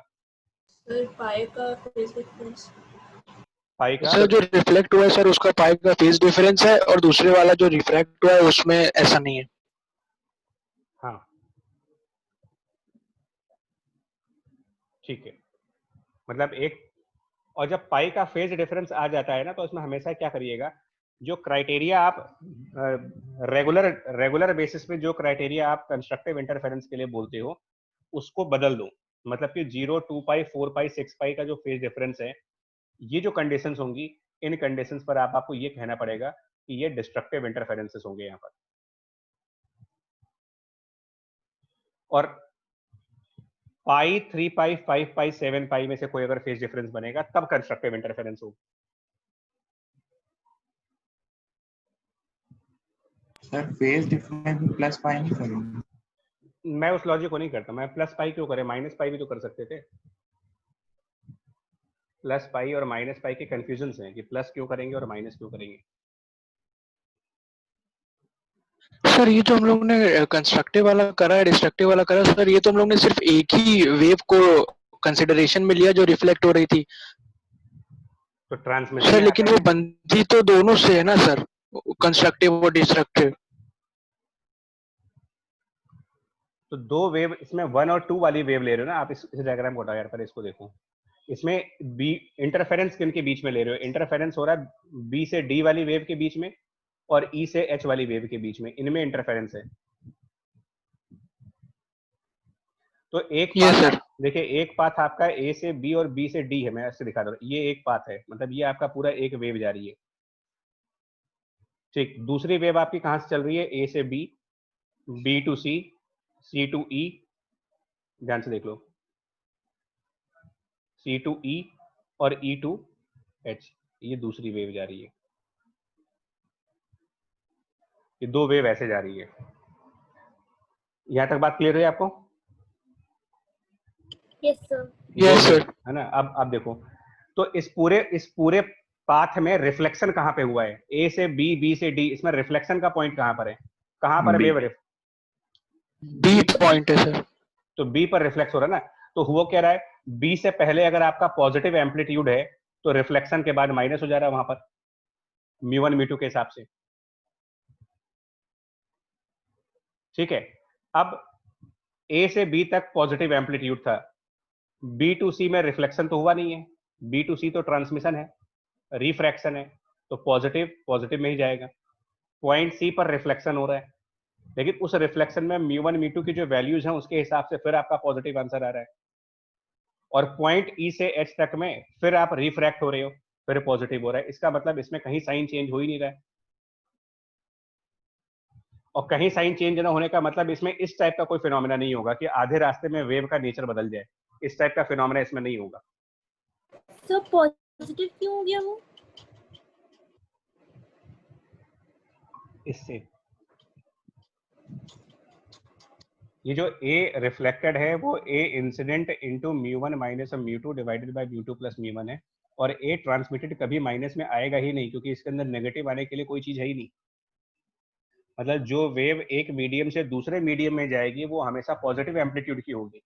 जो वेव वापस उसी मीडियम में आती है जिसको रिफ्लेक्शन कहते हो, वो प्लस माइनस हो सकती है। मतलब Yes, sir. नेक्स्ट मीडियम में जो वेव जाएगी वो नेगेटिव एम्पलीट्यूड की कभी नहीं होती। जो रिटर्न बैक करते हैं ना, जो वापसी होती है, मतलब जो वेव वापस उसी मीडियम में आती है वो प्लस माइनस में आ सकती है। वो डिपेंड करता है कि म्यू 1 और म्यू 2 की वैल्यूज क्या है, उसके हिसाब से। Okay, sir.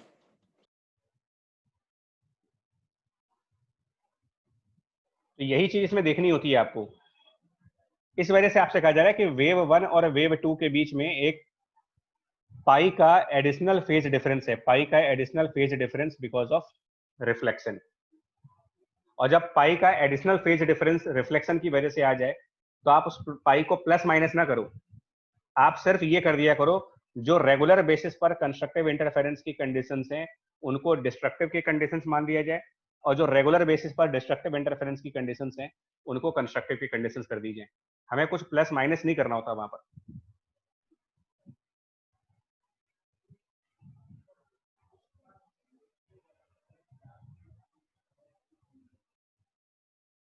बोलो अगर क्लियर हो तो इसका न्यूमेरिकल कराएं एक।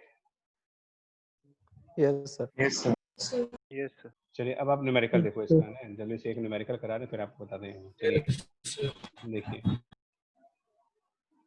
न्यूमेरिकल समझना है इसमें क्या है, लॉजिक बताएं आपको पहले। सपोज करो इसकी जो थिकनेस है ना, कुछ मान लेते हैं कि इसकी थिकनेस कुछ 500 नैनोमीटर की है। अब ठीक है जी, 500 नैनोमीटर की, या फिर 500 कुछ और मान लेते हैं। 5 × 10⁻⁻⁶ मीटर की थिकनेस है इसकी, और आपने इस पर कोई एक वेवलेंथ डाली है लैम्डा, ठीक है, इसका रिफ्रैक्टिव इंडेक्स 1.5 मान लो।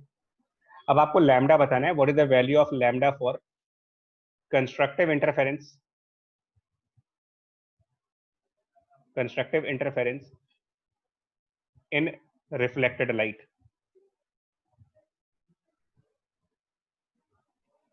मतलब ये हुआ कि अगर हम ऊपर से देखेंगे ना, इसको यहां से खड़े होकर देखें, तो हमको जो लाइट रिफ्लेक्ट होकर के आए उसमें कंस्ट्रक्टिव इंटरफेरेंस दिखे, इसकी क्या कंडीशंस होंगी, समझो क्या होगा। इंटरफेरेंस करने के लिए दो वेव चाहिए होती हैं। दो वेव कहाँ से मिल रही है मेरे को, इसके कुछ नाम दे देते हैं। इसको सरफेस 1 का नाम दे दो, इसको सरफेस 2 का। एक वेव वो होगी जो सरफेस 1 से ही वापस यू टर्न कर जाएगी, मतलब रिफ्लेक्ट हो जाएगी, और एक वेव वो होगी जो सरफेस 1 से आगे की तरफ प्रोसीड करेगी, सरफेस 1 से आगे जाएगी, प्रोसीड करेगी, और सरफेस S2 पर जाकर के तब वहां से यू टर्न करेगी, मतलब रिफ्लेक्ट होगी, और रिफ्लेक्ट होने के बाद वो वापस आई की तरफ आएगी। पहले तो आप इस बात को समझिएगा कि दो वेव आती कहां से हैं जो रिफ्लेक्ट होती हैं, जो जिनके बीच में इंटरफेरेंस है, वो दो वेव कहां से आएंगी। One reflected by the top layer of film, second reflected from the bottom layer of film. ये दो वेव यहां से आएंगी।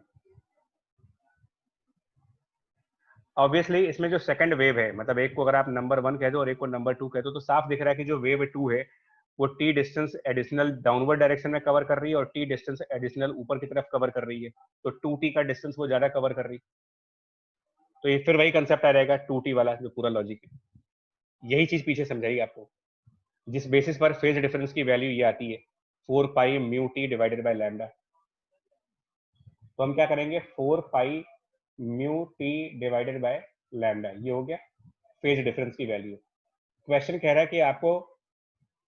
कि आपको कंस्ट्रक्टिव इंटरफेरेंस चाहिए, तो मैं उल्टा लिखूंगा, मैं कहूंगा कंस्ट्रक्टिव इंटरफेरेंस तब आएगा जब इसकी वैल्यू या तो पाई के बराबर हो, या इसकी वैल्यू 3 पाई के बराबर हो, या इसकी वैल्यू 5 पाई के बराबर हो। मैं सिर्फ कंडीशंस को ही चेंज कर दे रहा हूँ, और जब मैं ये चेंज करूंगा तो लैम्डा की वैल्यू मेरे को ये मिल जाएगी 4 पाई म्यू टी डिवाइडेड बाय, या तो पाई होगा, या फिर नेक्स्ट आंसर ये हो सकता है 4 पाई म्यू टी डिवाइडेड बाय 3 पाई, या फिर नेक्स्ट आंसर हो सकता है 4 पाई mu T divided by 5 pi and so on करके। तो क्या क्या आंसर्स आएंगे एक बार देख लो इसको जरा कंपेयर करके। पाई पाई तो कैंसिल हो जाएगा, थिकनेस की वैल्यू दे रखी है आपको 5 × 10⁻⁶ मीटर, और म्यू की वैल्यू दे रखी है 1.5।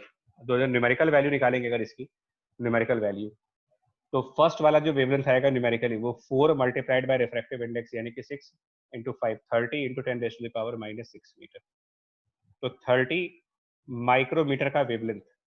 नेक्स्ट वैल्यू जो बन सकती है इसकी लैम्डा की अगली वैल्यू इसी हिसाब से वो 10 माइक्रोमीटर की बनेगी। उसके बाद जो नेक्स्ट वैल्यू बनेगी वो आई थिंक 30/5 6 माइक्रोमीटर की बनेगी।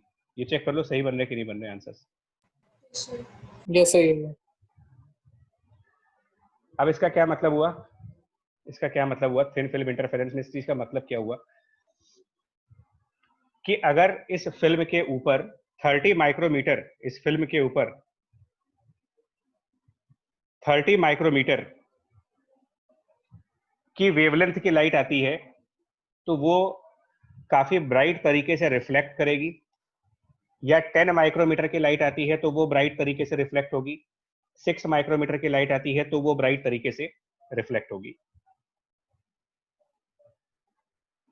ब्राइट तरीके से रिफ्लेक्ट होने का मतलब ये हुआ कि 30 माइक्रोमीटर की, देखो कुछ लोग इंटरफेरेंस इन थिन फिल्म को बहुत गलत तरीके से समझते हैं। इंटरफेरेंस इन थिन फिल्म को कुछ लोग रेनबो वाला कंसेप्ट समझते हैं, रेनबो वाला कंसेप्ट। रेनबो के कंसेप्ट में और इंटरफेरेंस के कंसेप्ट में फर्क है। कुछ लोग कंस्ट्रक्टिव इंटरफेरेंस को ये मान लेते हैं कि 100% रिफ्लेक्शन होने लगा है।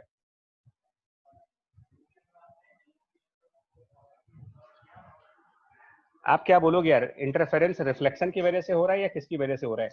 क्या रीजन दोगे अगर आपसे वन वर्ड कॉज पूछा जाए कि थिन फिल्म इंटरफेरेंस किसकी वजह से होता है? सर रिफ्लेक्शन और रिफ्रैक्शन दोनों से है। नहीं, सर फेज डिफरेंस की वजह से होता है। फेज डिफरेंस, ठीक है। और ये जो रेनबोज होते हैं वो किसकी वजह से होते हैं? जो रेनबोज बनते हैं उनका कंसेप्ट क्या दिखाते हो?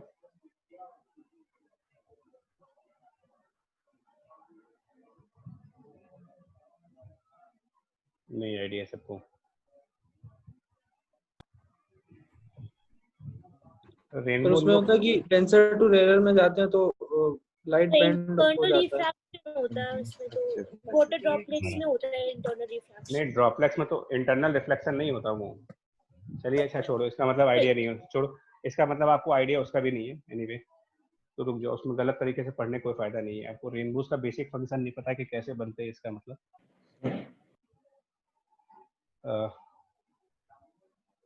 रिफ्लेक्शन से बनते हैं, बट इंटरनल रिफ्लेक्शन नहीं है वो। एनीवे छोड़ो। देखिए sir total internal reflection. Total internal reflection नहीं होता उसमें बच्चा, रिफ्लेक्शन होता है सर। सर वो सर उसमें रिफ्लेक्शन होता है, रिफ्रैक्शन भी होता है और डिस्पर्जन भी होता है, तीनों चीजें लगती है उसमें। मेनली डिस्पर्सन फिनोमेना कह सकते हो, ठीक है। वैसे एक में सुनो, पहले मेरी बात सुनो। तो कुछ लोग इसको बहुत गलत तरीके से कंक्लूड करते हैं, इंटरफेरेंस इन थिन फिल्म को लोग गलत तरीके से पढ़ते हैं। जब आपसे ये कहा जा रहा है कि constructive interference in the reflected light, तो इसका ये मतलब नहीं है कि लाइट ज्यादा से ज्यादा रिफ्लेक्ट हो रही है, इसका ये मतलब नहीं है। रिफ्लेक्ट तो अभी भी 4% ही हो रही है, लेकिन वो जो 4% लाइट रिफ्लेक्ट हो रही है ना, पहली वाली वेव 4% रिफ्लेक्ट होगी, दूसरी वाली वेव का 3.7% रिफ्लेक्ट हो रहा था। तो इसका ये मतलब नहीं कि आपका रिफ्लेक्शन का परसेंटेज ज्यादा हो गया है, ये मतलब नहीं है। मतलब ये है कि जो दोनों रिफ्लेक्टेड वेव हैं, इनके क्रस्ट एंड क्रस्ट आपकी आईज में एक साथ पहुंचेंगे, सिर्फ ये मतलब है। कुछ लोग कंस्ट्रक्टिव इंटरफेरेंस को ये मान लेते हैं कि अब पूरी लाइट रिफ्लेक्ट हो गई, ट्रांसमिट कुछ होगी ही नहीं। तो आपको मैं क्लियर कर दूं, ये वो कंसेप्ट नहीं है। अभी भी 96% लाइट फिल्म में जा रही है, 4% ही रिफ्लेक्ट हो रही है आपकी आई में। लेकिन वो जो 4% दो जगह से आ रही है, एक वेव 1 में 4%, एक वेव 2 में 3.7%। ये 4% लाइट और ये 3.7% लाइट एक साथ आपके आई में आ रही है। दोनों के क्रस्ट और क्रस्ट ओवरलैप कर रहे हैं, जिस वजह से इन दोनों परसेंटेज का कॉम्बिनेशन आपको एक ब्राइट कलर के फॉर्म में दिखता है।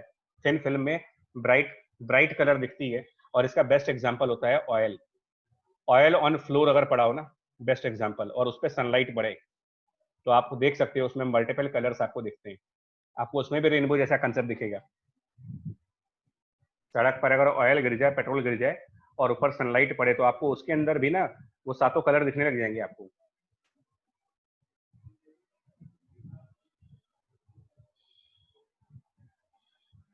या डीवीडी देख लो आप, डीवीडी को ट्यूबलाइट के नीचे देख लो, सीडी को, तो उसके अंदर भी आपको मल्टीपल कलर्स दिखते हैं। बट ये कलर रेनबो फॉर्मेशन नहीं है। ये क्या हो रहा है कि आपकी आई दो वेव को रिसीव कर रही है, आपकी आई में दो वेव पहुंच रही हैं, और दोनों कंस्ट्रक्टिवली पहुंच रही है एक दूसरे के साथ। उनका जो इंटरफेरेंस है वो कंस्ट्रक्टिव है।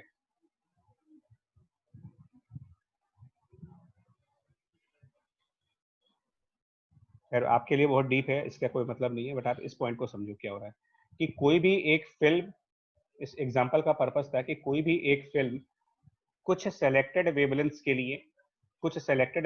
लिए कंस्ट्रक्टिव इंटरफेरेंस प्रोड्यूस करेगी, सबके लिए कंस्ट्रक्टिव इंटरफेरेंस प्रोड्यूस नहीं करेगी। वो कुछ सेलेक्टेड वेव के लिए कंस्ट्रक्टिव इंटरफेरेंस मिलेगा, बाकी सबके लिए कुछ और इंटरफेरेंस होगा। जैसे इस फिल्म के केस में 30 माइक्रोमीटर की वेव कंस्ट्रक्टिव इंटरफेरेंस करेगी, 10 माइक्रोमीटर करेगी और 6 माइक्रोमीटर वाली वेव करेगी।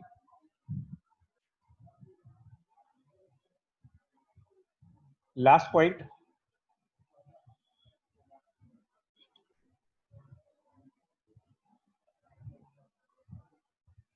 अगर हम ये मान लें कि इस फिल्म के ऊपर एयर है, यहाँ पर फिल्म है जिसका रिफ्रैक्टिव इंडेक्स 1.5 है और इसके नीचे एक और लेयर है जिसका रिफ्रैक्टिव इंडेक्स 1.5 से ज्यादा है, मान लीजिए 1.8 है सपोज दैट, और इस पर हमने कोई वेव डाली, इसके ऊपर हमने कोई वेव डाली, यहाँ पर क्या दिखाओगे इसका फेज डिफरेंस? कंसेप्ट अभी भी वही है, सेम कंसेप्ट है, सिर्फ आपको ये देखना है कि फेज डिफरेंस आएगा या नहीं आएगा। तो अभी भी आपके पास सेम प्रोसेस है, एक वेव यहीं से यू टर्न कर गई, वेव 1, और एक वेव फिल्म के अंदर जा करके और वापस पलट करके और तब आपकी आई के पास आ रही है, वेव 2। तो अभी भी आपका फेज डिफरेंस उतना ही रहेगा जो पीछे कैलकुलेट किया गया है, 4 पाई mu T divided by lambda था शायद, 4 पाई म्यू टी बाय लैम्डा। ये म्यू जो है यहाँ पर फिल्म वाला है, म्यू फिल्म यानी कि 1.5। लेकिन अब सिचुएशन को समझो, अब सिचुएशन पलट गई है। सिचुएशन क्या हो रही है, जो वेव 1 है, वेव 1 उसका जब रिफ्लेक्शन हुआ था, वेव 1 का रिफ्लेक्शन, अभी आप थोड़ी देर के लिए वेव 2 को हटा देते हैं, थोड़ी देर के लिए वेव 2 को हटाओ, अब आपको समझ में आएगा धीरे धीरे। जो वेव 1 का रिफ्लेक्शन हो रहा है वो एयर से ग्लास की तरफ हो रहा है, एयर से ग्लास, यानी कि μ1 उसके लिए 1 है और μ2 उसके लिए 1.5 है। तो जब आप एयर वाले फॉर्मूले को लगाओगे ना, एयर वाले फॉर्मूले को, तो आपको ये समझ में आएगा कि अगर इंसिडेंट वेव वाला AI है तो रिफ्लेक्टेड वेव वाला माइनस में जाएगा, यहाँ पर माइनस वैल्यू आएगी, नेगेटिव एम्पलीट्यूड आएगा। यहाँ पर फॉर्मूले को लगा के देखना एक बार। अब यही वेव जब ट्रांसमिट होगी, यही वेव जब आगे ट्रांसमिट होगी तो ट्रांसमिशन में प्लस का प्लस ही चलता है, लेकिन यहां से जब ये वापस रिफ्लेक्ट होगी तो रिफ्लेक्शन में तुमको देखना पड़ेगा कि प्लस को प्लस में रिफ्लेक्ट करेंगे कि प्लस को माइनस में करेंगे। तो अब इस रिफ्लेक्शन में, सेकंड वाले रिफ्लेक्शन में, जब यहाँ पर रिफ्लेक्शन हो रहा है तो आपका फर्स्ट मीडियम 1.5 माना जाएगा और सेकंड मीडियम यहाँ पर 1.8 माना जाएगा। अब आप बताओ, अगर पहला मीडियम 1.5 है और उसके बाद वाला मीडियम 1.8 है, μ1 1.5 और μ2 1.8, तो वही एयर वाला फॉर्मूला जब यहाँ पर इंप्लीमेंट करोगे सर इंटरफेरेंस शो नहीं हो पाएगा सर इंटरफेरेंस नहीं शो हो पाएगा। मतलब यहाँ पे एक बार पाइप पलट गया सर और फिर नीचे जाने के बाद फिर से पाइप पलट गया तो दोनों सेम चीज आ जाएगी। हाँ, ये दोनों माइनस होगा ना, ये भी माइनस हो गया। यस सर, दोनों सेम चीज हो जाएगी सर तो कंस्ट्रक्टिव हो जाएगा, इस बार डिस्ट्रक्टिव नहीं होगा। दोनों माइनस होने का मतलब क्या हुआ कि अगर ये फेज डिफरेंस को अगर आप 0, 2 पाई, 4 पाई ऐसे लिखो, 0, 2 पाई, 4 पाई, 6 पाई, इस तरीके से लिखो, तो अब आप इसको कंस्ट्रक्टिव कहोगे, डिस्ट्रक्टिव कहोगे? इसको दोनों वेव माइनस हो चुकी हैं। आप इस लॉयड मिरर के एक्सपेरिमेंट को समझो ना, लॉयड मिरर के एक्सपेरिमेंट को एक बार फिर से आइए। अगर मैं वेव 1 को भी बीच रास्ते में पलट दूं, अगर वेव 1 भी आधे रास्ते में जाकर के पलट जाए ऐसे, अब बताओ, अब तो डिस्ट्रक्टिव हो गया इनका। यानी अब आप अपनी रेगुलर कंडीशंस पर आ गए, अब आप अपनी रेगुलर कंडीशंस पे आ जाओ, क्योंकि λ/2 के ऑड मल्टीपल पाथ डिफरेंस पर डिस्ट्रक्टिव होना चाहिए था, वो हो गया। दोनों वेव आधे रास्ते में पलट जाए अगर, यानी दोनों का प्लस माइनस बन जाए, तो फिर तो नॉर्मल कंडीशंस पे आ जाओ। और नॉर्मल कंडीशंस पे आने का मतलब क्या होगा, अब की बार आप ये कहोगे कि अब इस कंडीशन पर आपको कंस्ट्रक्टिव इंटरफेरेंस मिलेगा। थोड़ा सा रिफ्रैक्टिव इंडेक्स बदलने पर चेंज हो रहा है। इसके पहले के न्यूमेरिकल में कंस्ट्रक्टिव इंटरफेरेंस के लिए आपने फेज डिफरेंस को पाई, 3 पाई, 5 पाई लिया हुआ है, और अगले ही न्यूमेरिकल के अंदर कंस्ट्रक्टिव इंटरफेरेंस के लिए फेज डिफरेंस को 0, 2 पाई, 4 पाई, 6 पाई ले रहे हो। और यही पॉइंट ऑफ कंफ्यूजन है आप लोग के लिए कि हम कब 0, 2 पाई, 4 पाई वाला रखेंगे और कब पाई, 3 पाई रखेंगे। तो दोनों वेव का एम्पलीट्यूड देख लो, अगर एक में माइनस आ रहा है और एक में नहीं आ रहा, तो कंस्ट्रक्टिव डिस्ट्रक्टिव की जो नॉर्मल कंडीशंस हैं उनको चेंज कर देना, और अगर दोनों के ही एम्पलीट्यूड नेगेटिव आने लगे, तो जो रेगुलर कंडीशंस कंस्ट्रक्टिव इंटरफेरेंस की थी उन्हीं को फॉलो करना है तुम्हें। आइए बात समझ में आया, आपको कंक्लूजन पॉइंट समझ में आया कि कब कौन सी कंडीशन लगानी है यहाँ पर, Yes, sir. है ना? आप उस एआर वाले फॉर्मूले को देखा करो, अगर एआर दोनों रिफ्लेक्शंस में माइनस आ रहा है, फिर आपके जो नॉर्मल कंडीशंस कंस्ट्रक्टिव की हैं उनको चलने दीजिए। लेकिन अगर एक के रिफ्लेक्शन में माइनस आ रहा है, एक के रिफ्लेक्शन से माइनस नहीं आ रहा, तो ये लॉयड मिरर वाला एक्सपेरिमेंट हो गया। लॉयड मिरर वाला कि एक वेव तो बीच रास्ते में चेंज हुई, दूसरी वेव चेंज ही नहीं हुई। तो जब इस टाइप की कंडीशंस होगी कि एक वेव अपने रेगुलर पैटर्न पे चल रही है और एक वेव जो है वो बीच रास्ते में प्लस माइनस बदल जा रहा उसका, तो फिर जहां पर कंस्ट्रक्टिव आप एक्सपेक्ट करोगे वहां पर उल्टा हो जाएगा, डिस्ट्रक्टिव हो जाएगा। और यही रिफ्लेक्शन के अंदर सबसे बड़ा पॉइंट है जहां पर स्टूडेंट्स की प्रॉब्लम आती है, वो गलत करके आते हैं क्वेश्चंस में।